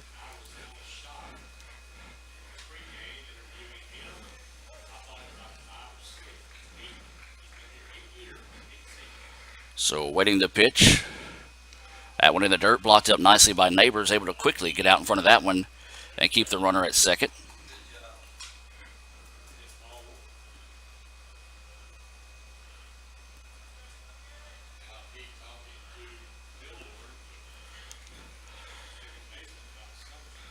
So the pitch coming. Fastball paints the corner for a strike, evens it up at 1-1. Well, that's one of those pitches we talked about, Pete. Sometimes flirts with disaster. As if you're a right-handed batter, sometimes that one will tail in on you and catch you in the knee. But instead, that one gets the corner. 1-1 now is the count. This pitch popped back and out of play. So 1-2 now is the count here on Caddy, who struck out in his first at bat. Pete trying to find a repeat performance of that one here. So 1-2 is the count. Runner on second with one out. Bottom of the third. ICC leading 8-2. And just missing low. We saw a pitch earlier not really go the way of Columbia. That one not going the way of the Indians. 2-2 now is the count. As Steve Diffie likes to say, a little consistently inconsistent on the strike zone. Pete over the top this time and just ripped back up the middle. Return to sender. And that should score a run. No, they're going to hold him at third. The throw is going to be caught by the catcher. So a nice at bat that time by Katie. Back-to-back hits now for Columbia. And now the Chargers with runners on the corners with one out. Now batting number 16, the designated hitter, Carrigan. So Carrigan, who had an RBI single in his first at bat, he was left stranded in scoring position, I believe. He's the DH in the lineup here. Runners on the corners here for the Chargers. ICC with an 8-2 lead, but Columbia trying to rally here in the bottom of the third. This game scheduled for 7 innings. So that pitch across for a strike.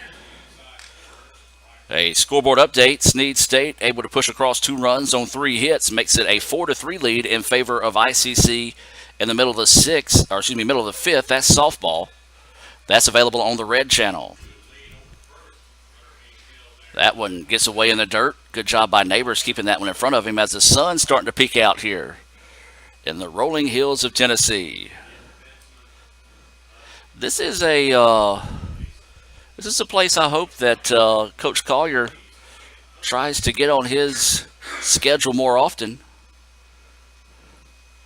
As this pitch fouled out of play. As we said, not a bad drive, as that one perfectly centers the light pole and comes right back towards the ICC dugout. It's always said, you come to the ballpark, you're going to see something you've never seen before, and that right there was the one thing I haven't seen. So 1-2 now is the count. Runners on the corners for the DH Carrigan. 1 out, pitch coming, and a hard hit ground ball. There's one, going to try to get 2, and they do. The Indians roll a 6-4-3 double play being brought to you by Little Caesars to get out of the inning with no damage done there. A big-time defensive play for the Indians to get out of the inning. Now, when we talk about Little Caesars, remember, folks, the fastest pizza in Itawamba County has just become faster. You can download the Little Caesars app and order on the mobile to-go app for Little Caesars. You can order your pizza, you can pay for your pizza, and then all you got to do is walk in, tell them your name, pick it up, and walk out. So nearly impossible to not get a pizza there from Little Caesars in Fulton. They also have locations in Boonville and Ripley. I know the Boonville location also has the mobile order option available as well, but that's new to Fulton there. So the fastest pizza in Itawamba County becoming even faster. Little Caesars proud to sponsor ICC Athletics here on Let'sGoICCTV.com. We've played 3. Let's take a break and come back with the top of the 4th. ICC leading 8-2.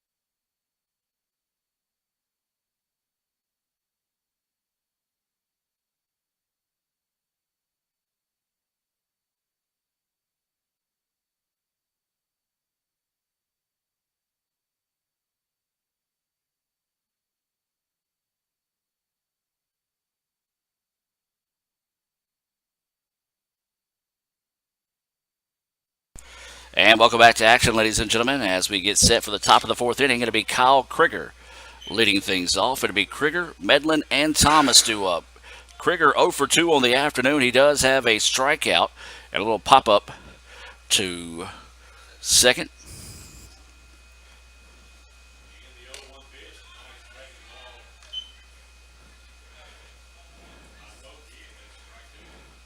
So that pitch across for a strike.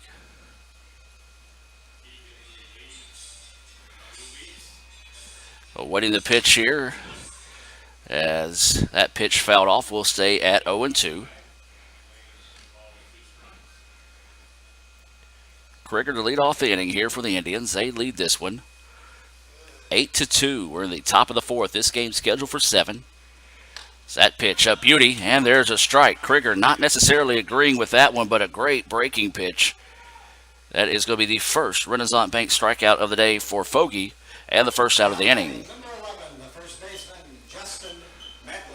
So now up will be Medlin, who doubled. He advanced on an error by the catcher, but was left stranded in the second. He also walked, scored a run, part of a 3-run home run by Drew Thomas back in the first, who is on deck here for the Indians. That pitch just missing a little low for a ball.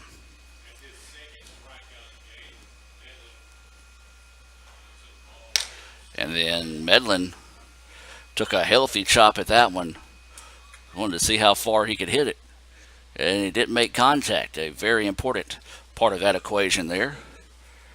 As this pitch fouled back out of play over the ICC Foundation broadcast booth. For more information on the ICC Foundation, visit iccms.edu, or you can call Mr. Jim Ingram. He'd be more than happy to tell you more on how you can help ICC. 1-2 is the count here. Fastball couldn't hang off of it. Tried to check his swing, couldn't do so, and back-to-back strikeouts. As Fogey now with 2 strikeouts, 6 strikeouts on the game for the Chargers. Now batting number 6, the designated hitter, Drew Thomas. So Drew Thomas, the DH, coming to the plate. He grounded out to the shortstop to end the second, and then had a 3-run home run in the first. And he swings on the first pitch he sees, and it's going to get through. Shortstop makes a great play. Double clutches, and once again, that long, lean body of Freeman, all 6'5" of his frame, able to stretch out and get that one. So a 3-up, 3-down inning there. Score that one 6-3. No runs, no hits, no errors. We'll move to the bottom of the 4th inning and come back with more here on Let'sGoICCTV.com.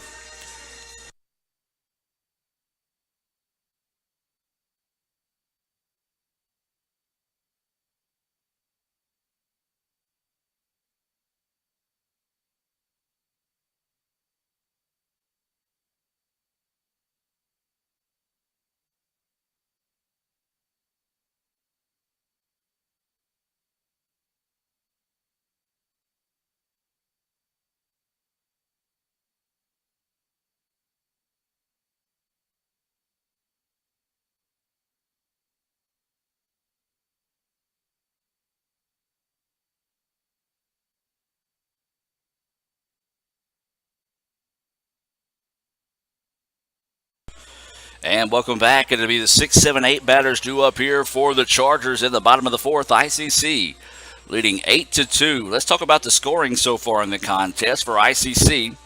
In the top of the first, it was a pair of 3-run home runs. Drew Thomas and Connor Lewis with a pair of 3-run home runs. In the bottom half of the inning, as ICC took a 6-0 lead, in the bottom half of the first, the Chargers answered with an RBI single by Carlin to score Giles, who tripled with 1 out.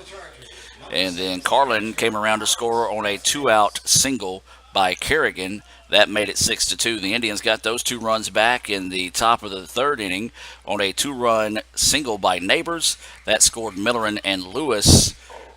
And that's where we're at right now as we move to the bottom of the 4th inning. That scoring update being brought to you by our friends at the ICC Wesley Foundation. If you're on campus looking for a place to worship on Thursday nights, they meet Thursday nights at 7, and a hard hit ground ball that's going to go out to left field. A big time hit there by Vasquez to start off the inning. They're located, the Wesley Foundation, that is located right across the street from the Davis Event Center. Now that's where we'll be Thursday night for sophomore night against Northwest. Now batting number 20, the first baseman, Daniel Freeman. That opening tip will be at 6 o'clock for the Lady Indians, 8 o'clock for the Indians. The sophomore presentation will be between games.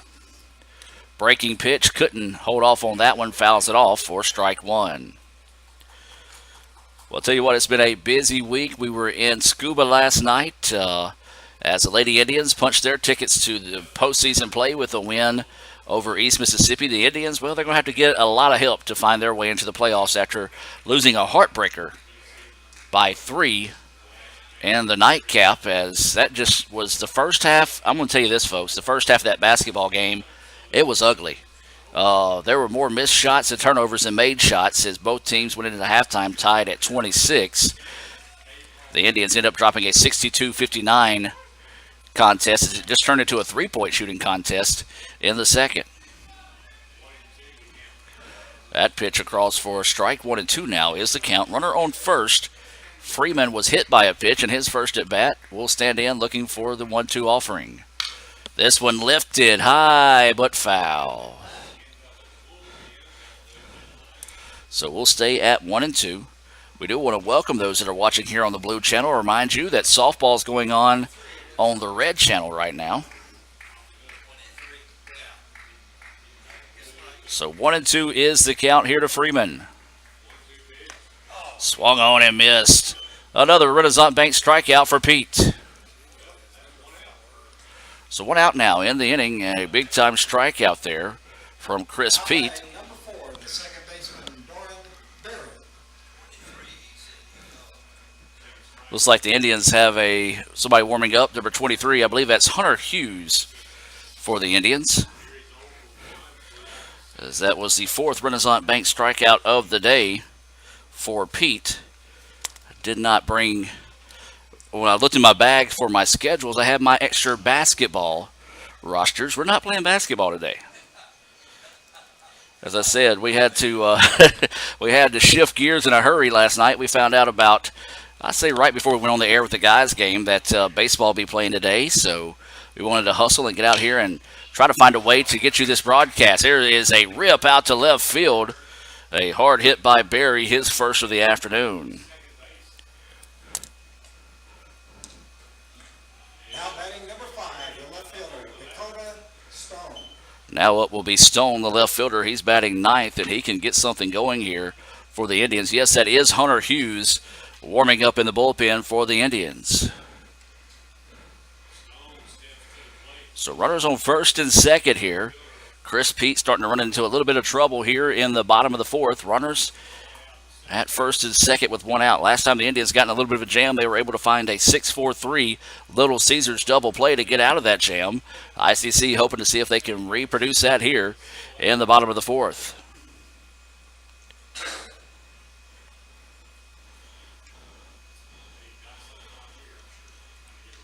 So one out.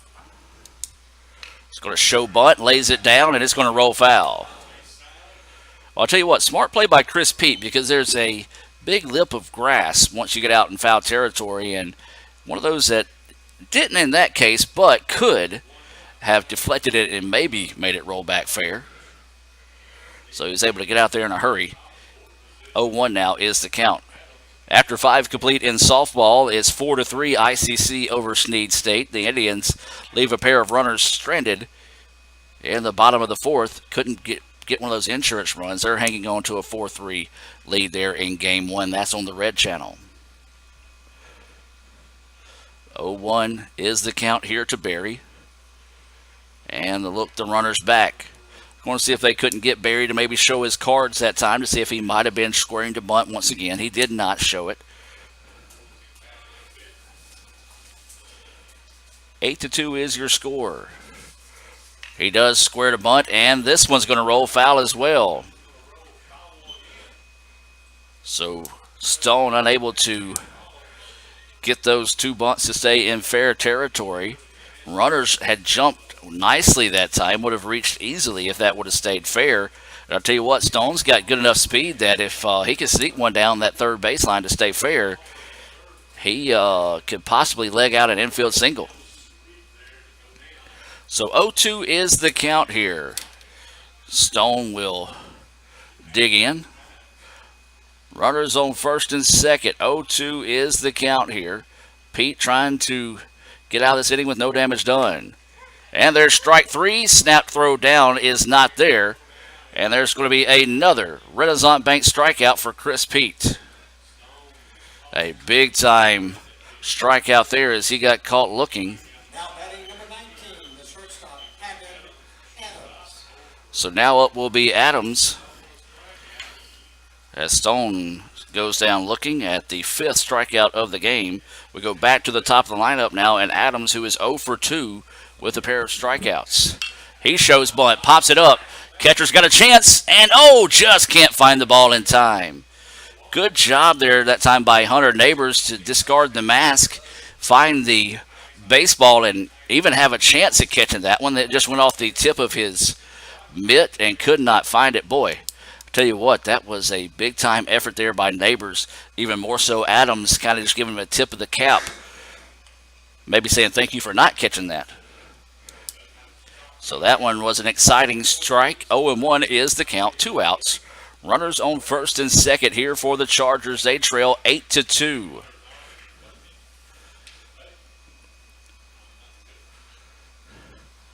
Breaking pitch, it is a nice one.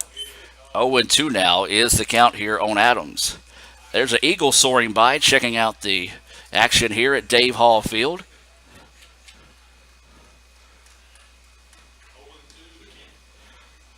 0-2 is the count. Pete trying to get out of this inning. Fastball just missing. set up outside that time and just could not get him to chase one. And not a bad place to miss that time for Pete with the throwaway pitch. 1-2 now is the count. 1 ball, 2 strikes, 2 outs. Runners on first and second here for the Chargers. This pitch popped up, and it's going to be a foul ball. Gets out of play. The bullpen is in the field of play here for the visitors. So you've got somebody guarding the catcher down there just shortly off first base. So nothing doing there. We'll stay at 1-2 here. As Adams at the plate, 0 for 2 on the afternoon. 1 ball, 2 strikes, 2 outs. Runners on first and second. Bottom of the fourth, ICC leading 8-2. Pete looking for his Little Caesars strikeout. Pitch coming here, and we'll do it all over again as that one fouled out of play. Nice battle here by Adams. Able to foul off 2 or 3 pitches to keep this at-bat alive. As the sun peeks out again here. 1-2 remains the count with 2 outs. Pete, the Delta State signee, set to deliver. And this one fouled off once again. So a nice job by Adams getting deep into the pitch count here.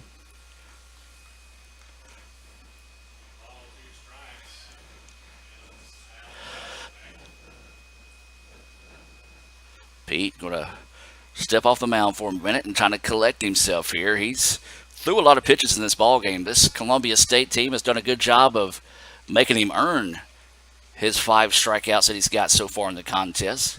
They've got deep into the pitch count quite often this afternoon. 1-2 now is the count. 2 outs.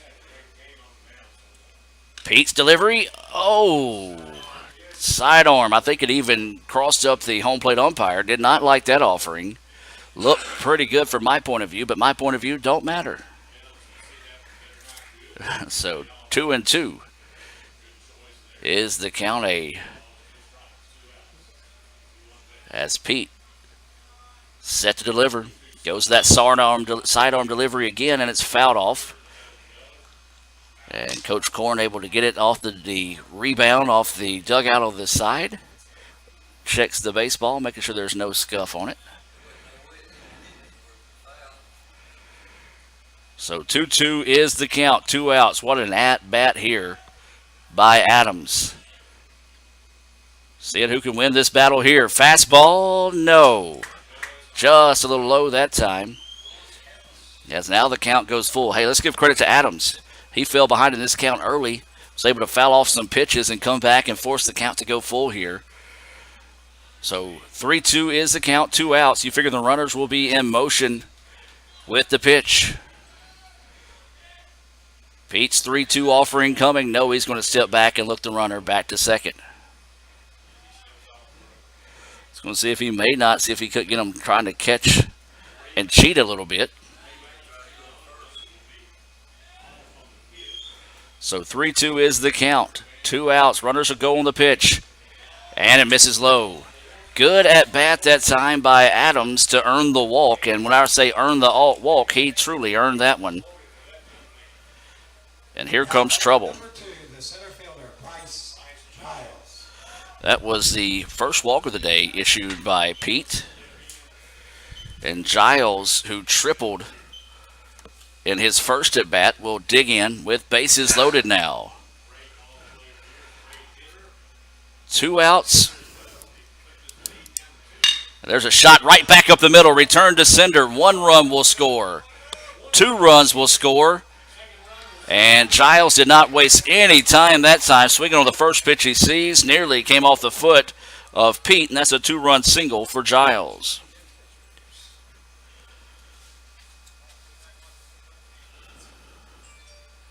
So a nice piece of 2-out hitting there. And cuts the lead in half now, 8-4. We'll have a choice bond pitching change as Hunter Neighbors will come into the contest here for the Indians with runners on first and second and 2 outs. We're in the bottom of the 4th inning. 8-4, ICC with the lead, but momentum shifting the way of the Chargers. We'll step away and be back with more right after this on Let'sGoICCTV.com.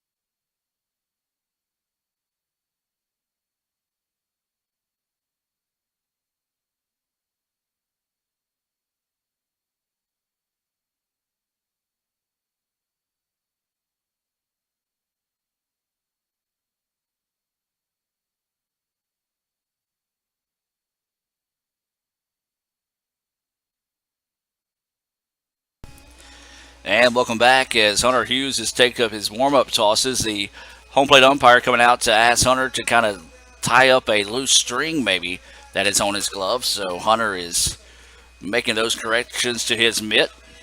He'll come in with 2 outs. Runners on first and second. Little wagon wheel playing here in the background. Tell you what, it's been some great music. The music you expect to hear when you come to a ballpark. A little old school.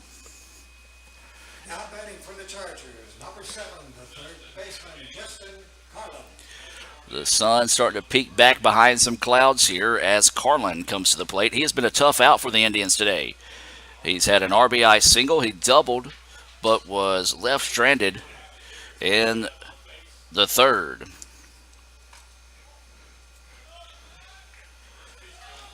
That pitch missing, 4 ball. Runners on first and second with 2 outs. The Chargers trying to rally back in this one. Hughes, that breaking pitch missing just a little low for a ball. 2-0 now is the count. Carlin is the third baseman.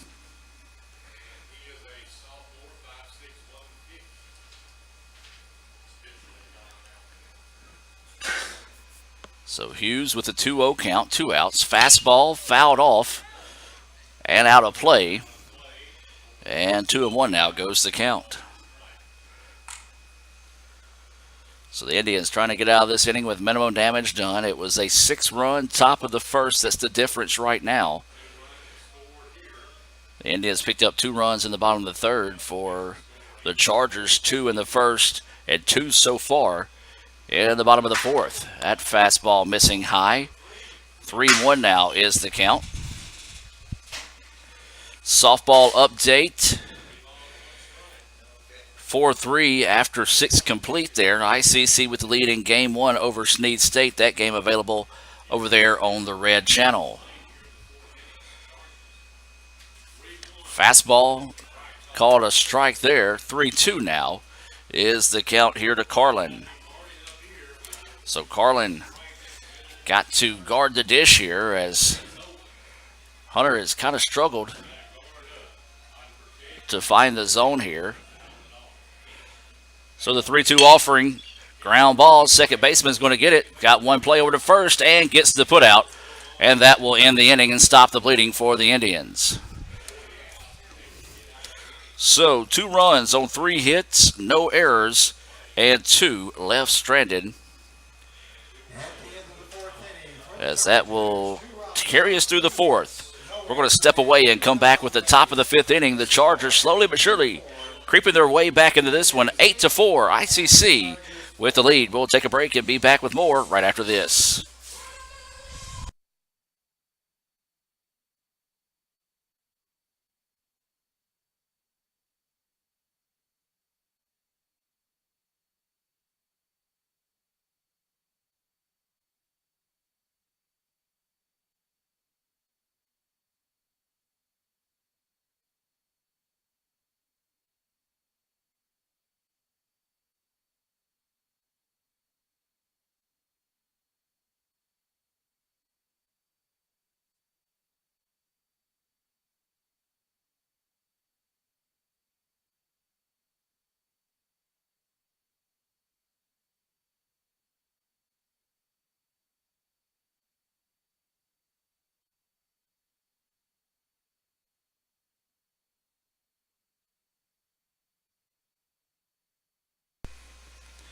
And welcome back to action as it'll be the 5, 6, 7 batters due up here.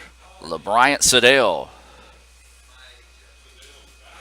will dig in here. Boy, I tell you what, he put a charge in the last one he hit, and about 2 foot deeper. It's a home run for Sedale.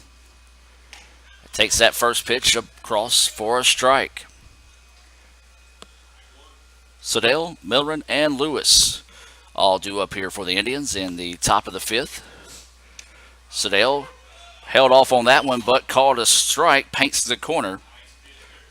Good pitch from Fogey. So Fogey with a 0-2 count, quickly ahead of Sedale. Fastball. He just reached back in his hip pocket and tried to put a little bit of extra on that one. Misses just a little low for a ball. Not a bad spot to miss. So 1-2 is the count here on LeBryant Sedale. So Sedale, a freshman out of Tupelo High School, trying to get the Indians started here in the inning. Instead, takes a look at strike 3. Sedale, not a big fan of that call, but the umpire rings him up and sends him back to the dugout. Now batting number 5, the second baseman, Jason Miller. And that is the third Renaissance Bank strikeout of the game for Fogey. 7 total for the Chargers. And this is going to be Millerin coming to the plate. He is 1 for 1 with a walk. Takes that first pitch, and I tell you what, Fogey said, I'm just going to fill it up. You guys try to hit it. And that went across for a strike.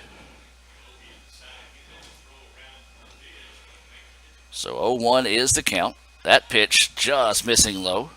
Even with the count at 1-1. Fogey, much like Pete was working when he got in his groove, not taking a whole lot of time. Once the Indian batters get in the box, he's ready to go. That pitch, wow. Looked up a little bit, but called a strike. So the umpire in a groove as well.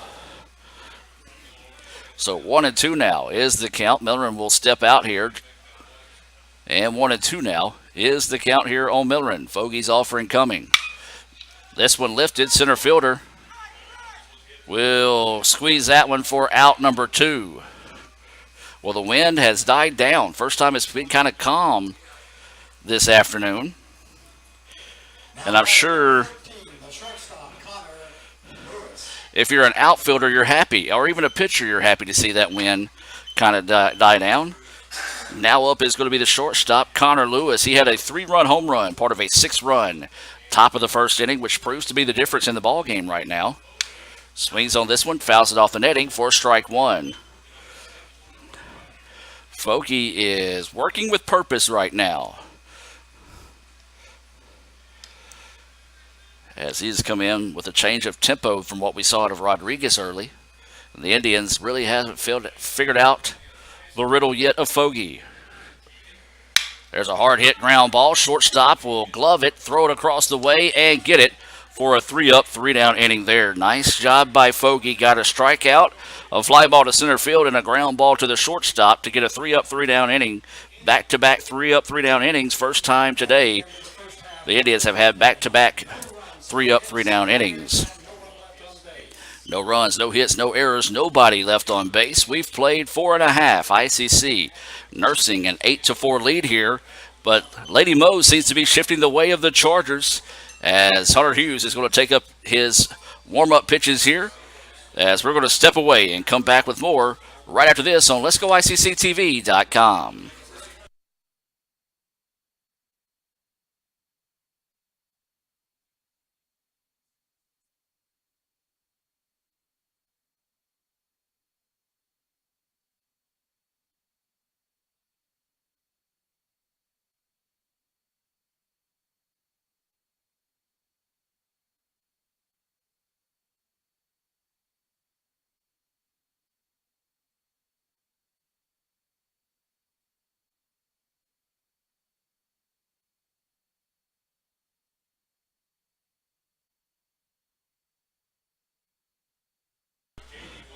And welcome back now as the Chargers will have the 4-5-6 batters, the heart of the lineup due up here, starting to rally back here as we creep later into this ball game. Game 1 and Game 2, each scheduled for 7 innings.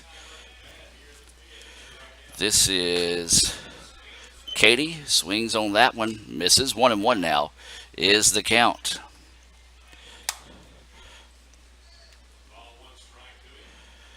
1-1 offering coming from Hughes. That one, little chin music that time. Backs him off the plate, and 2-1 now is the count. Katie had a single, but was part of a 6-4-3 double play to end the third inning, as this one fouled off the noggin of Hughes.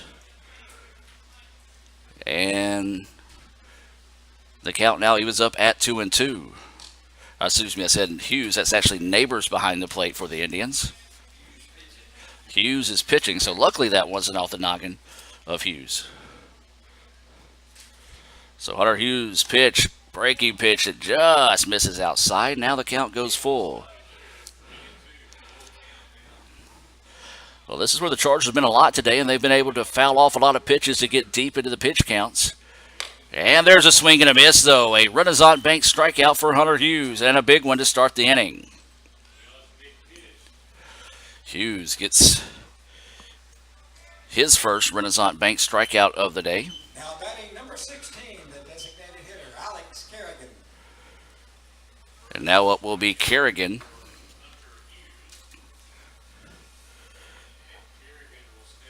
Carrigan, 1 for 2 on the afternoon, had an RBI single back in the first. Grounded into a Little Caesars double play to end the third, 6-4-3 for those of you that might be scoring at home. And I've always wondered that, do people still score baseball games? Is that pitch missing for a ball? That one across, though, for a strike. 1-1 now is the count. I know whenever I go watch baseball games, it's just the commentator and sports information director in me. I score baseball games when I watch them live. And a swing and a miss that time, as Carrigan, the DH, couldn't find that one. 1-2 now is the count. Hughes grooving here in the bottom of the fifth. So the pitch coming, and that one hangs up. 2-2 now is the count here on Carrigan. Carrigan, the DH, Vasquez, the catcher, due up. Hughes, 2-2 offering. Lifted, and this one, it's got a chance, and it is. It's gone over the scoreboard. And that's a round tripper there, a home run for Carrigan, his second hit of the game, and that was a no-doubter. A solo shot.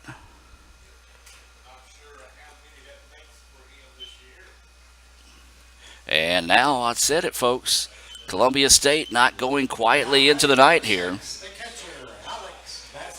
as that solo shot makes an 8-5 contest, and now Vasquez will come to the plate. He's 1 of 2 on the afternoon. He has scored a run and singled. He singled to start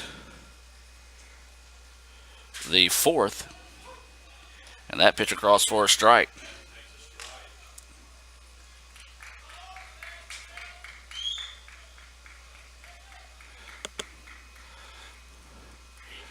There's a breaking pitch across for a strike.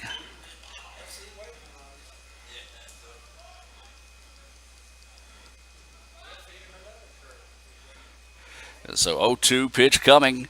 Sets up on the outside, just missing. 1-2 now is the count. I'm getting some text messages from former softball players asking for shout outs, but I'm not on the red channel today. As there's a ground ball and gets through. A little CNI single that time, just got past a diving third baseman, and back-to-back hits now. Second hit of the game for Vasquez. And now the bat's starting to fire up here for Columbia State of late. ICC's bats have gone quiet. And now up is going to be Freeman. Freeman is hit by a pitch and has struck out. So the Indians need to try to keep the damage to a minimum here in the bottom of the fifth. Swung on and missed that time. Freeman just could not find that one. Indians need to get back to the dugout, see if they can get their bats fired up. Looks like ICC is going to have another player warming up. If I had to guess, that's either going to be Clay Houston or Sam Harrington. What a play over there! One out and can't get two. Nice play by Krieger to get the fielder's choice. A diving stop. Toss it over to second to retire. Vasquez over at second. That's going to be Sam Harrington warming up for the Indians. Number 4, the second baseman, Doran Berry. Berry coming up. He singled and scored a run, part of that 2-run, bottom of the fourth. He shows bunt, pops it up. Hughes Bear hands it, throws it over in time for the putout. 1-3. As that was a bang-bang play over at first to retire Berry. We've played 5. 8-5 is your score. We're going to go to the top of the 6th. And we'll step away and be back with more right after this on Let'sGoICCTV.com.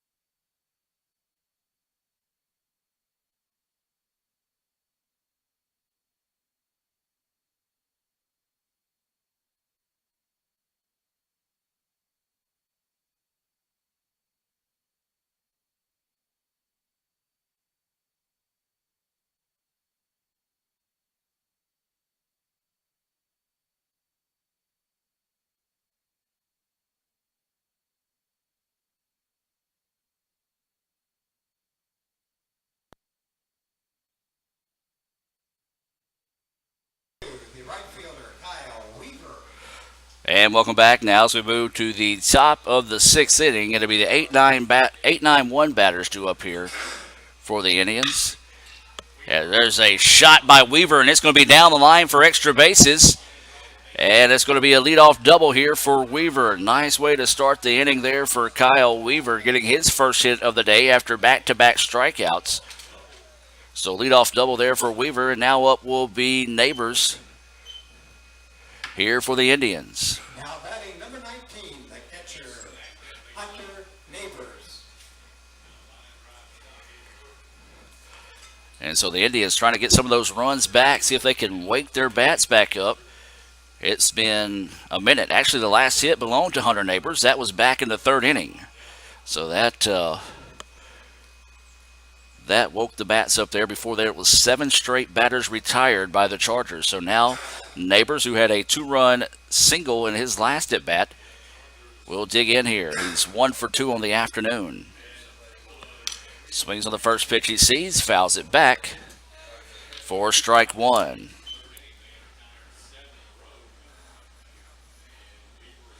We've got a final in softball. The Indians win 4-3 in Game 1 over Snead State. So ICC gets the first win of the day. Indians hoping to follow suit here. Shows bunt, pops it up, and the catcher, though, can't make the play. What an effort by Vasquez. He just went up and dove out for it, just could not make the play. Hunter Neighbors, a catcher himself, gave daps to Vasquez on the effort, and so that's a foul ball. As Vasquez and Neighbors kind of exchanging last, we saw a great effort by Neighbors earlier in the contest, so mutual respect there for the catchers. 0-2 is the count here to Neighbors.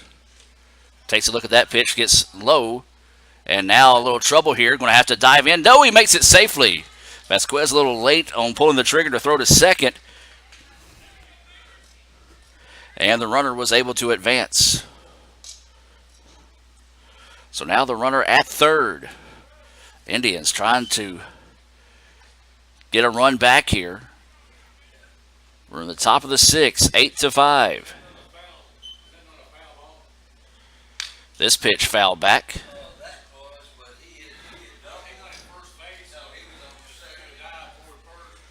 No, he doubled to start the inning.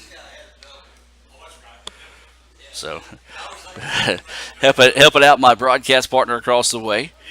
Yes. It's easy to get crossed up.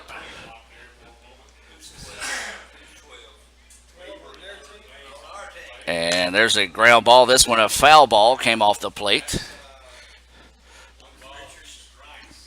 And so 1-2 is the count here. A runner at third. Weaver was doubled and then advanced after the ball got away from the catcher. The throw to second, and Weaver showed off his speed to get to third. Check swing, foul ball. Will stay at 1-2.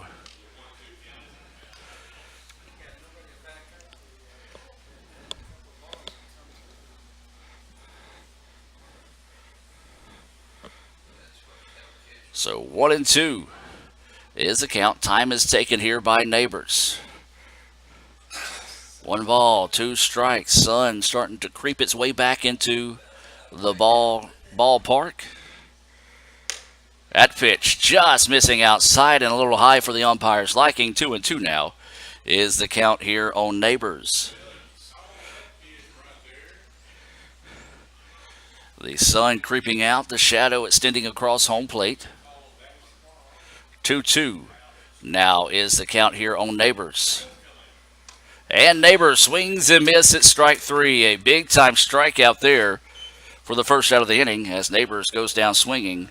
Second time he has been retired this afternoon. That is the 4th strikeout of the game for Fogey. And now up is going to be Trey Disentis. He's walked, struck out, and grounded out. So Trey due here in the top of the 6th with the runner at third with 1 out. So Fogey will step off. Wind is blowing again out towards left field. Disentis shows bunt. And they went for the squeeze play. And the Chargers catch a break there as the fastball was fouled off. Boy, what a jump by Kyle Weaver. He was right there in your pitcher as the ball got to home plate. The Indians trying to force the issue there a little bit, and the Chargers catch the break. So Disentis will dig back in here with 1 strike. Takes a look at strike 2, a beautiful little slider sneaking its way back in. 0-2 now is the count here to Trey.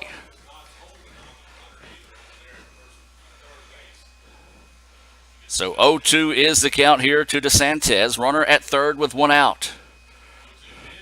And Trey could not hold off on the high heat that time. A big-time strikeout. Back-to-back Renaissance Bank strikeouts by Fogey. He's got 5. And now up is going to be Krieger.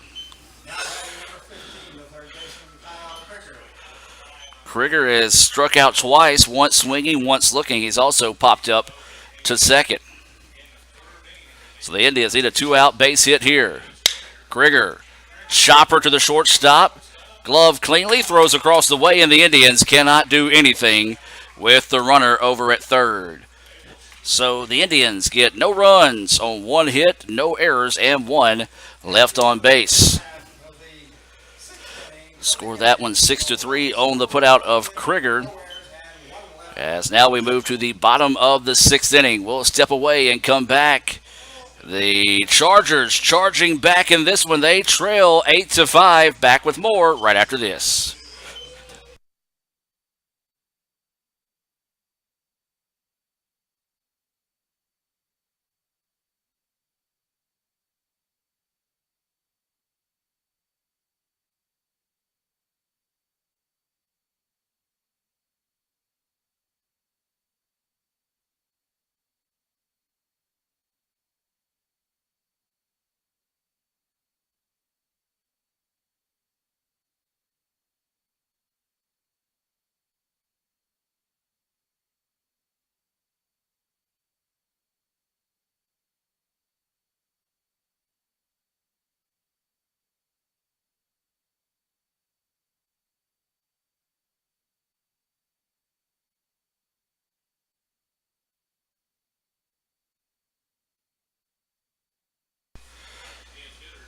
Pitch hitting for the Chargers, number 10, Devin Simlar. So Simlar will come in as a pitch hitter here, batting in place of Stone, who is 0 for 2 on the afternoon with a strikeout.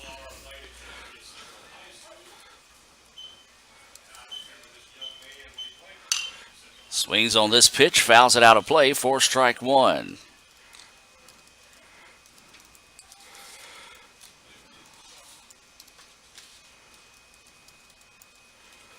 And this one off the fist and a pop-up and an easy play by Neighbors to come up and get the out. What a great pitch. Jammed him that time and gets him on the pop-up. So now we go back to the top of the inning where it's Adams, who walked in his last at-bat. He has struck out twice. He struck out twice on the afternoon, both times swinging. First pitch missing for a ball. So softball wins by the final score of 4-3 in game one against Snead. A breaking pitch across for a strike. 1-1 now is the count. That game will be on the red channel. Game two as ICC looking to get the sweep. Fastball in the dirt. I say a fastball, maybe a little slider with a little bit of heat behind it that time. Had a lot of action on the pitch. Either way it goes, it's for a ball. 2-1 now is the count here to Adams. And there is a rope over a leaping shortstop, and then the ball's going to get away after the center fielder tripped. And so I believe that's going to be a double. Looked like he never really checked up on the play.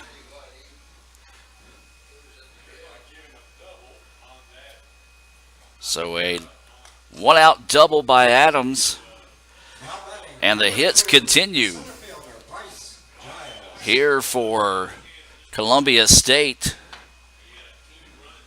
as Sam Harrington getting loose in the bullpen. He looks like he might be ready to go whenever they need him. So Hughes, with one out and a runner on second, delivers one at the knees, called a ball though. So here comes trouble, and he goes by the name of Giles. He's got a two-run single. He tripled and scored a run. He has struck out once. Been a tough out for the Indians this afternoon. Hughes, that pitch missing low for a ball. Carlin's on deck. He too has been a tough out this afternoon as he's 2 for 3 along with Giles. So the Indians running into the heart of the lineup here for the Chargers. 8-5, ICC with the lead. Runner at second with one out. 2-0. Swung on and missed. Boy, I tell you what, Giles was looking to do some damage with that swing.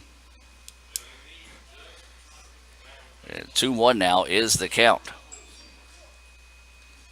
2 balls, 1 strike, 1 out. Runner on second here for the Chargers. We're in the bottom of the sixth. Shows bunt, pops it up, and the play. Nicely done that time by Hunter Neighbors. And out number 2. I guess they saw that the infield was back. And Giles, who has great speed, tried to surprise the Indians with a bunt, just could not get on top of it.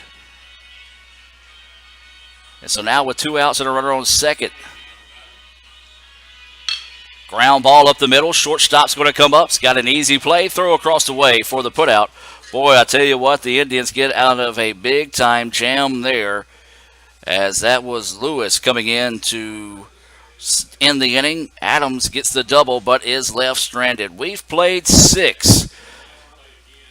As the Chargers get no runs on 1 hit, no errors, and 1 left on base. Sixth inning for the Chargers. No runs.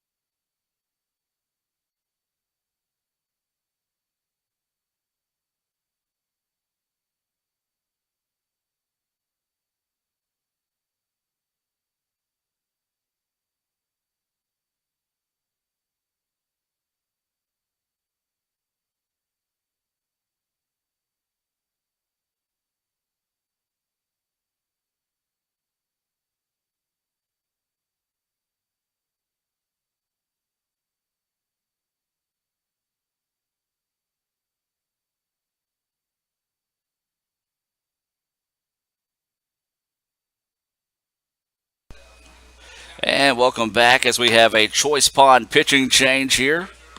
This will be Bolander, Jacob Bolander. Also have a change out in left field, as Simler will be in left field, who entered to bat for Stone, a Simlar, out there in left field. Those changes being brought to you by Choice Pawn, located there in Fulton. They've also got locations in Tupelo and Birmingham. Choice Pawn, proud to sponsor ICC Athletics here on Let'sGoICCTV.com. Well, top of the 7th inning. For ICC, it'll be Medlin, Thomas, and Sedale due up here. As Bolander taking his warm-up tosses here in the top of the 7th. It has been an exciting game 1 between these two clubs here. As I said, if ICC has played Columbia State, it hasn't been in my 9 seasons covering, or at least I haven't seen them in my 9 years covering. Doesn't mean we didn't go on the road and play them somewhere. So this will be Bolander entering to pitch here. And this will be Medlin, the first baseman. He doubled, advanced on an error, but was left stranded in the second, struck out in the 4th, walked and scored, part of a 6-run first inning for the Indians. Swings on the first pitch he sees, lifted out to right field. Right fielder chasing over and will squeeze it for out number 1. Well, if you're going to hit it to right field, you're going to have to hit it to get out of the ballpark, as the wind is blowing from right field. So nothing but a exciting fly ball out to right for Medlin. Now what will be Drew Thomas, the DH for the Indians.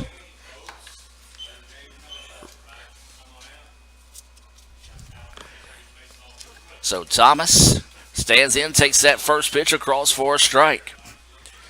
There's 1 out. Nobody on here for the Indians in the top of the 7th inning. There's a hard hit right back up the middle through the gap, and that's going to be a single, the second hit of the day for Drew Thomas. He had a 3-run home run, part of that 6-run top of the first. Now batting number 18, the left fielder, Sedale. So now Sedale is at the plate. Sedale flew out to left, struck out in his previous at-bat. He has walked and scored a run.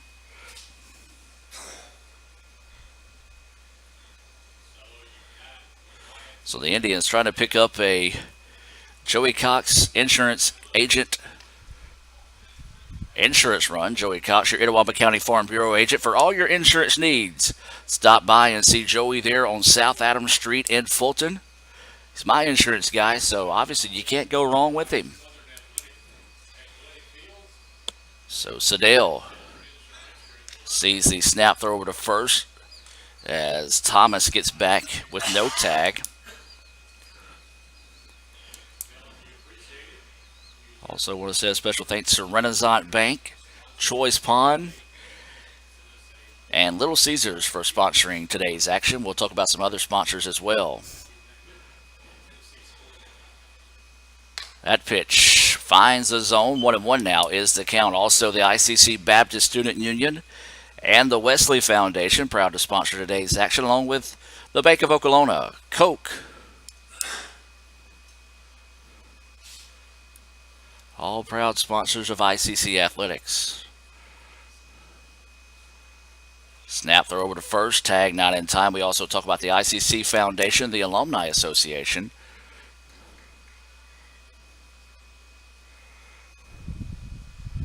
Proud to sponsor ICC Athletics. We're in the top of the 7th inning. ICC with an 8-5 lead. That pitch gets away, and Vasquez just kind of slowly walks behind the ball, almost daring Thomas to take off running, but Thomas is like, no, I'm good. I want to stay here at first. 8-5 is your score. 1 out. Top of the 7th. 2-1 is the count here to Sedale. It was a hard hit single by Thomas with 1 out in the inning. Thomas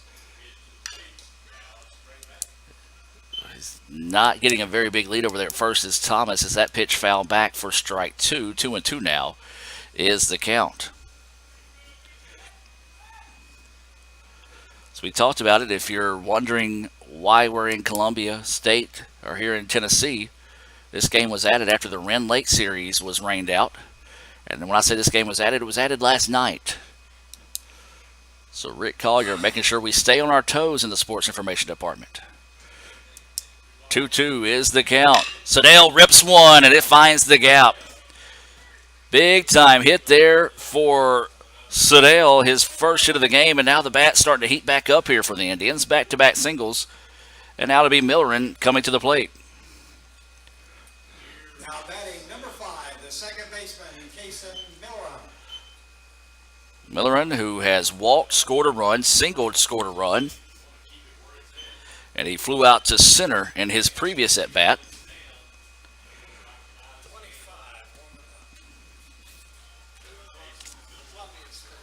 Sanders warming up for Columbia. As there's a pitch just missing high for ball 1. Looks like they're getting close to getting started for game 2 over on the Red Channel for softball against Snead State. So you want to try to check that out after the conclusion of game 1 here between ICC and Columbia State. We still got a good bit to go here. Boy, I tell you what, Millerin left no doubt with that swing. It comes up empty.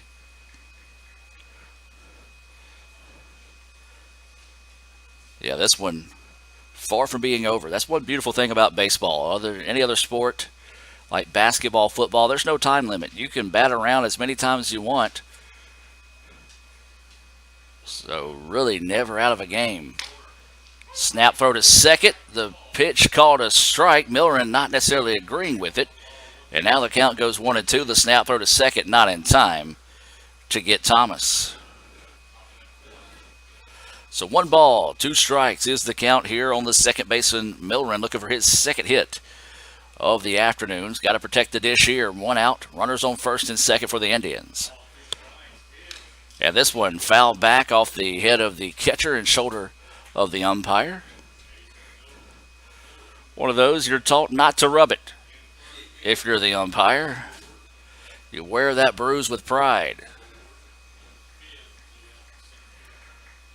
So Millerin keeping the at-bat alive there with a foul ball. 1-2 is the count. 1 out. Runners on first and second here for the Indians.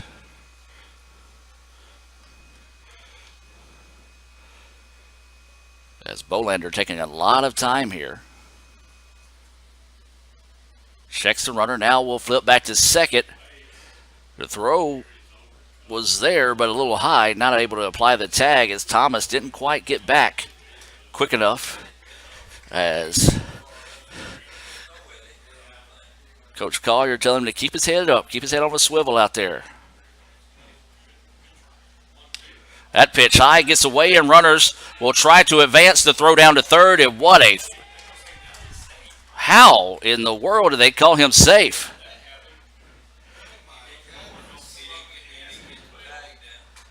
That, and Coach Korn's going to come out and argue this one. And oh, my goodness. I want to tell you this right now, ICC fans. We called a break.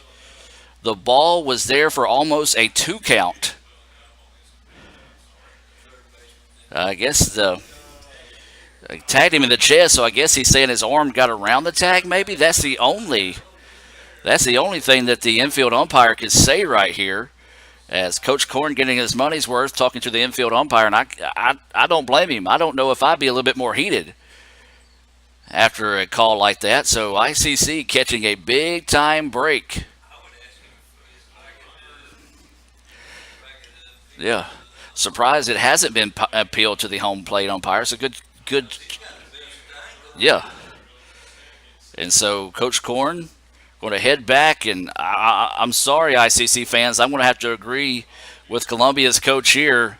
I thought that was out dead to rights. A great throw by Vasquez. We talked about it. So it was a wild pitch at the runner's advance zone. But yeah, a break there for the Indians. Wow. So 2-2 is the count. Millerin at the plate. Fouls this one back.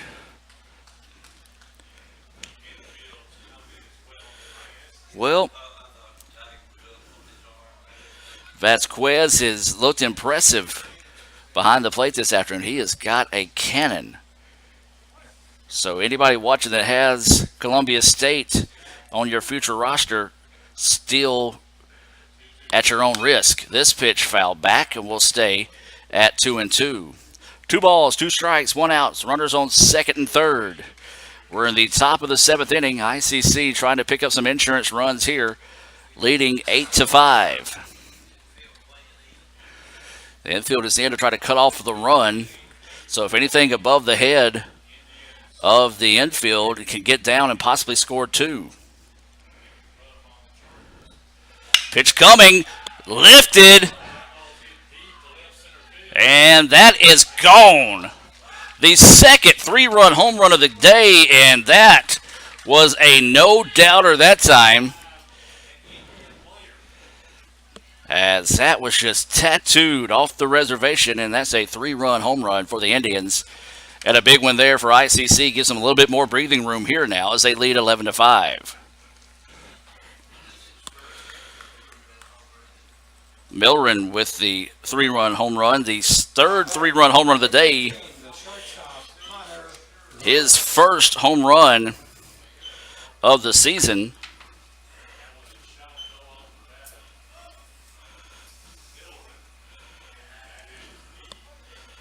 And so now it will be Lewis. Lewis fouls this one off for strike 1. The Indians come in with no home runs on the season. They've hit 3 here in game 1.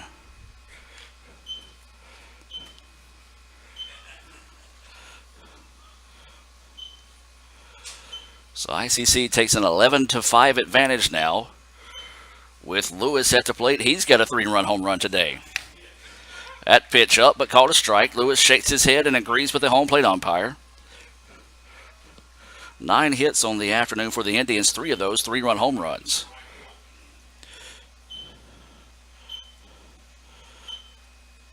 Lewis takes a look at that one. A good-looking pitch, like the catcher, who, by the way, was set up outside, came back in still to make the play there.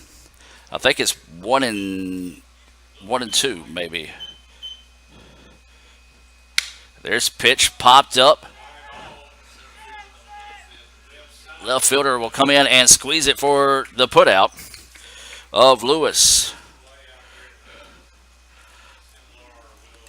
And now up will be Kyle Weaver.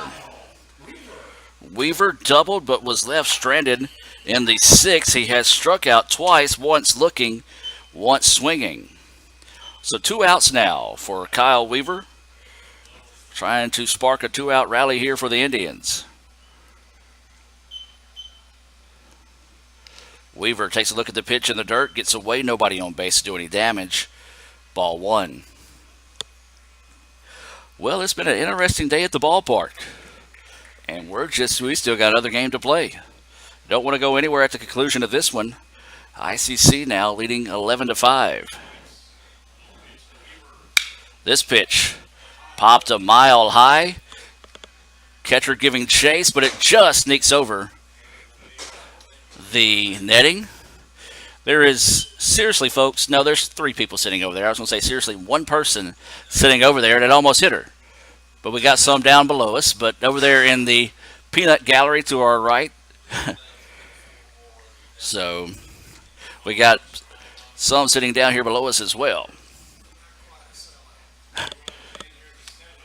Check swing said he went. That's for a strike. So, yes, if you're in Fulton watching, would like to come to the ballpark, you ain't got time to get here. Unless you drive like I do and can find that shortcut somewhere between Decatur and Columbia. Oh, beautiful pitch, but caught a ball. Wow. 2-2 now. Is the count. Hard to hold off on a pitch like that. 2-2 is the count. And there's strike three. Maybe a makeup call that time after the last pitch, but either way it goes, it's a Renaissance Bank strikeout for Bolander. So for the Indians, 3 runs, 3 hits, no errors, and nobody left on base. ICC leads it now 11-5. We'll take a break and come back with the bottom of the 7th right after this.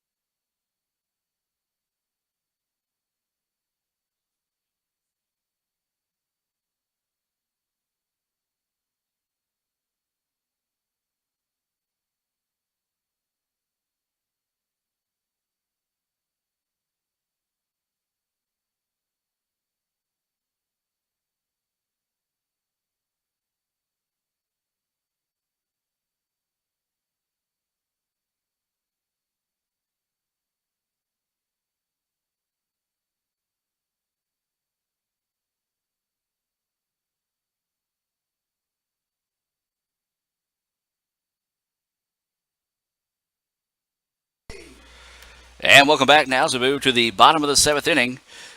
It'll be Ethan Cady to lead things off here for the Chargers.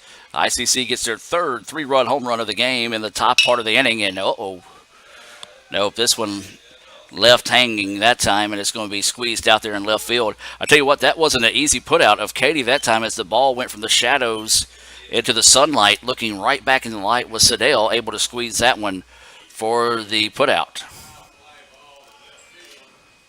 Now batting number 16, the designated hitter, Alex Carrigan. So now it will be Alex Carrigan. He had a solo home run in his previous at bat. He's also singled to drive in a run. He's also hit into a double play. That pitch across for a strike.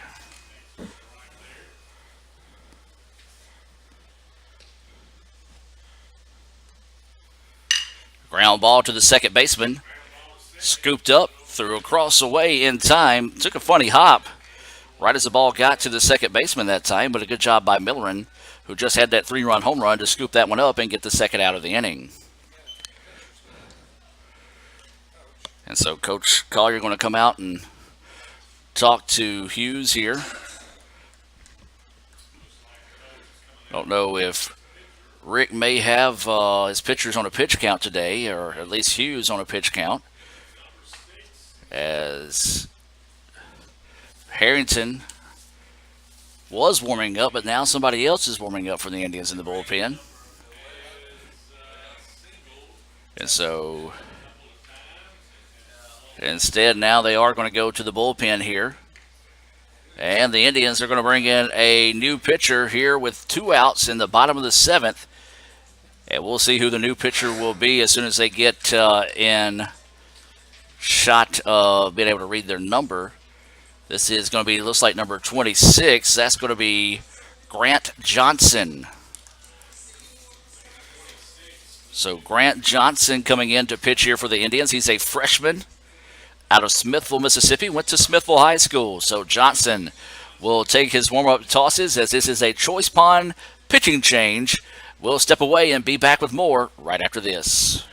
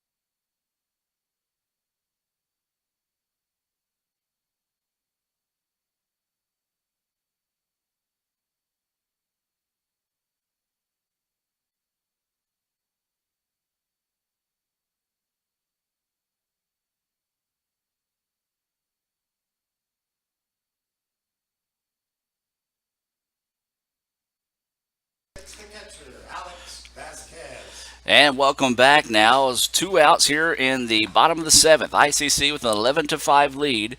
Grant Johnson in to pitch with this choice pond pitching change, and that first pitch called a ball.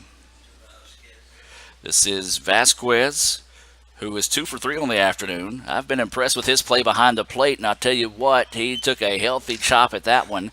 Evens up the count now at 1-1.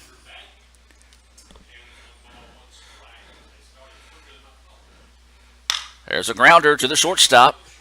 Scoops it, throws it across the way for the putout, and that will do it. Score it 6-3 on the final putout. Lewis was able to record it there, a 3-up, 3-down. Bottom of the seventh, as that will do it. Your final score here: ICC picks up the 11-5 win. Your final line score here for the Indians: 11 runs on 9 hits, no errors. 5 runs, 11 hits, 1 error for Columbia State here in Game 1. Let's take a look at some Sonic stats. Of course, when we talk about these Sonic stats, these are always unofficial. But Sonic, a proud sponsor of ICC Athletics here on Let's Go ICCTV.com.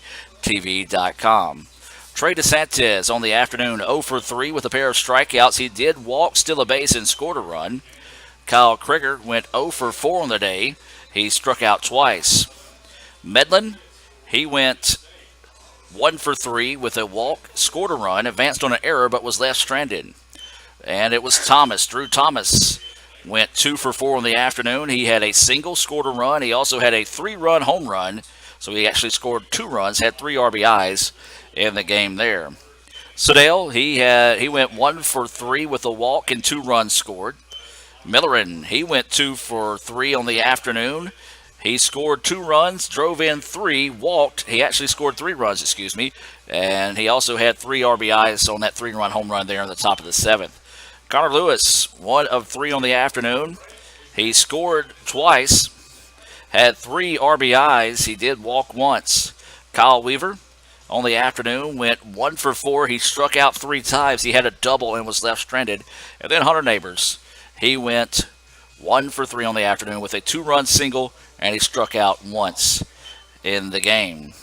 Pete improves to 2-0 as the loss goes to, I believe, Rodriguez. So Rodriguez will get the loss. He'll be the pitcher of record for Columbia. Take a look real quickly at the stats for Columbia State here in Game 1. Adams had a double. He walked once, so he was 1 of 3 with a walk and a double. He was left stranded. Giles, boy, I'll tell you what, I've been very impressed with his play here as he went 2 for 4 on the afternoon. He had a 2-run single, a triple. He also scored a run. Carlin was a tough out for the Indians this afternoon. He was 2 for 4 with a double, an RBI single. He stole a base and scored a run. Katie had a single. Then you had Carrigan, who was 2 for 4 with a solo home run and an RBI single, so he had a pair of RBIs and a run scored. Vasquez, 2 for 4 with a pair of singles and a run scored. Freeman was 0 for 2. He was hit by a pitch and struck out. Barry went 1 for 3. And then Stone 0 for 2 on the afternoon. And then Similar was 0 for 1. Well, that's going to do it here for Game 1. We're going to break away from the action and come back with more here on Let's Go ICC TV. Give us about, I say, 20 minutes, and we'll be back here for Game 2. ICC wins the first game, 11-5. They improve to 5-0 on the year. We'll take a break and be back with Game 2 between ICC and Columbia State right after this.